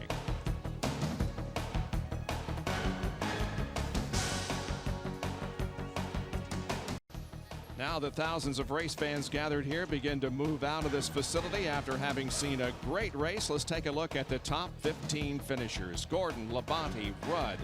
Great run for Jimmy Spencer, but Jeff Green also had a great run, finishing in 7th position. Now let's go to Jerry Punch, who's with Jimmy Spencer, coming from a lap down to finish 5th. Bob, when he was a modified driver, his nickname was Mr. Excitement. Today, Jimmy, you were exciting from a lap down to finish 5th. Congratulations. I'll tell you what, Jerry, I owe it all to Donnie Wingo and Travis and the whole Campbell team. They just worked hard. And, you know, we were up there running 2nd, and I said, man, guys, we really got us a great race car today. And, you know, all at once it got real loose over there in 3 and 4. And, you know, Terry LeBlanc got underneath me, and I said, man, I think I got a tire going down. And make sure, and we did. You know, and fortunate the caution fell for us at the right time. We got our lap back, and, you know, we come back to the top 5. So that's a tribute to my guys. And I really feel like we had an opportunity to run better than that. But, you know, track position was real critical today. You had to get really good track position. We got it a couple times today, and it benefited us. Towards the end, we did, but we're glad we made the lap up. But that's the best run we've had today for this year, Jerry. And you know, I think it's a sign of the rest of the year for the Camel team. They've worked hard, and they deserve it. Indeed, an omen for Jimmy Spencer and this entire Travis Carter team. They're going to be a factor for the second half of the season. Let's check in with another driver who's going to be pretty pleased, right, Jackaroot? Yeah, and I'm pretty pleased because I mugged the RF guy and I got my equipment to work again. All day long, 4th, 5th, Rusty Wallace, and then all of a sudden, gas bit you. I couldn't believe it. I mean, running 4th and 5th throughout the whole day, and engine ran perfect. Everything car was handling great. And Robin said, we're going to have to stop with 11 laps to go. I said, all right. So I stopped. Now, wait a minute. You didn't say it exactly that way, did you? I knew we were going to have to stop. At least I thought we did. And then I didn't see anybody else stop. And I said, you mean to tell me that the rest of those guys ran 10 laps farther than I did? He said, yeah. So evidently our fuel mileage wasn't too good, but the car was good, and it was just unfortunate we had a pit. How much pressure was on you, Rusty, knowing that your co-owner, Roger Penske, built this magnificent facility? I know he came to you before the race and said, not we want you to win it, you're going to win it. Well, he wanted me to win the thing real bad. Roger was my spotter throughout the whole race, kind of a coach, I guess you could say. He talked to me every single lap, you know, a little higher, a little lower. Yeah, we didn't have a winning car, but we had a top 5 car easy. And, man, it's just, I'm going to go home tonight, just can't believe in this one. It was just something. But, hey, this is a great track. It was a fun race. It was a safe race. And I'll leave knowing I had a top 5 car, but just didn't make it. And, Bob, I'll bet you all the way home to North Carolina, he's going to have that calculator going and saying, how? Rusty ended up in 14th position, but a great run for him. Well, we're going to take another break and be back to wrap it up in just a few moments, as Jeff Gordon has won the inaugural California 500.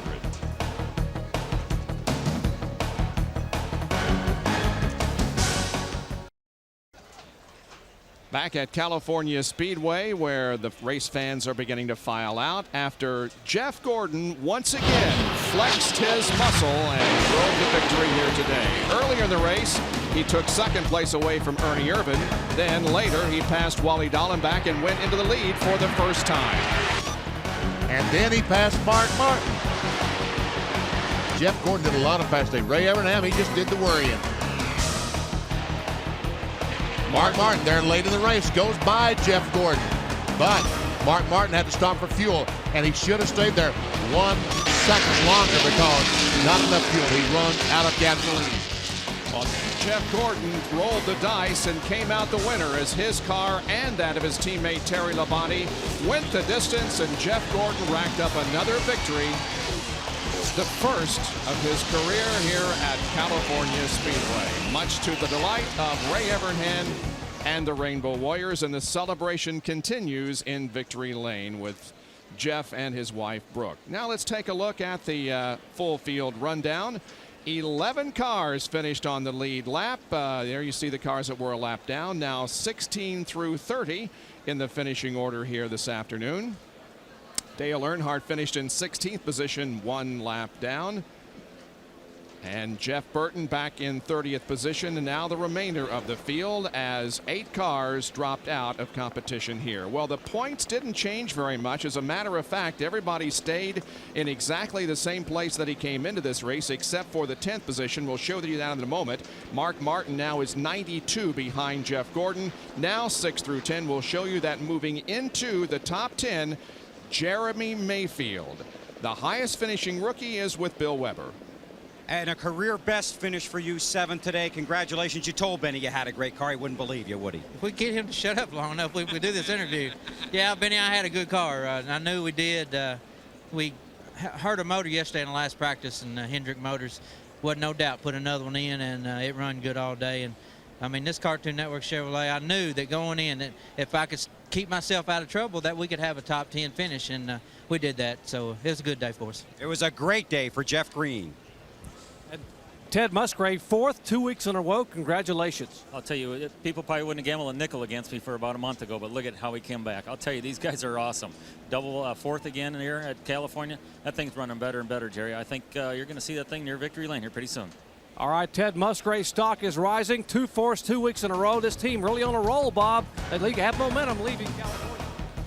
Jeff Gordon pulled through the grass to go to Victory Lane here today, and we'll remind you that the NASCAR Winston Cup Series now heads to Daytona for the Pepsi 400 on Saturday, July 5th at 11 o'clock in the morning, and we will have live coverage over on ESPN. As far as the ABC NASCAR Winston Cup schedule is concerned, our next telecast will be at the Brickyard 400 at the Indianapolis Motor Speedway in August.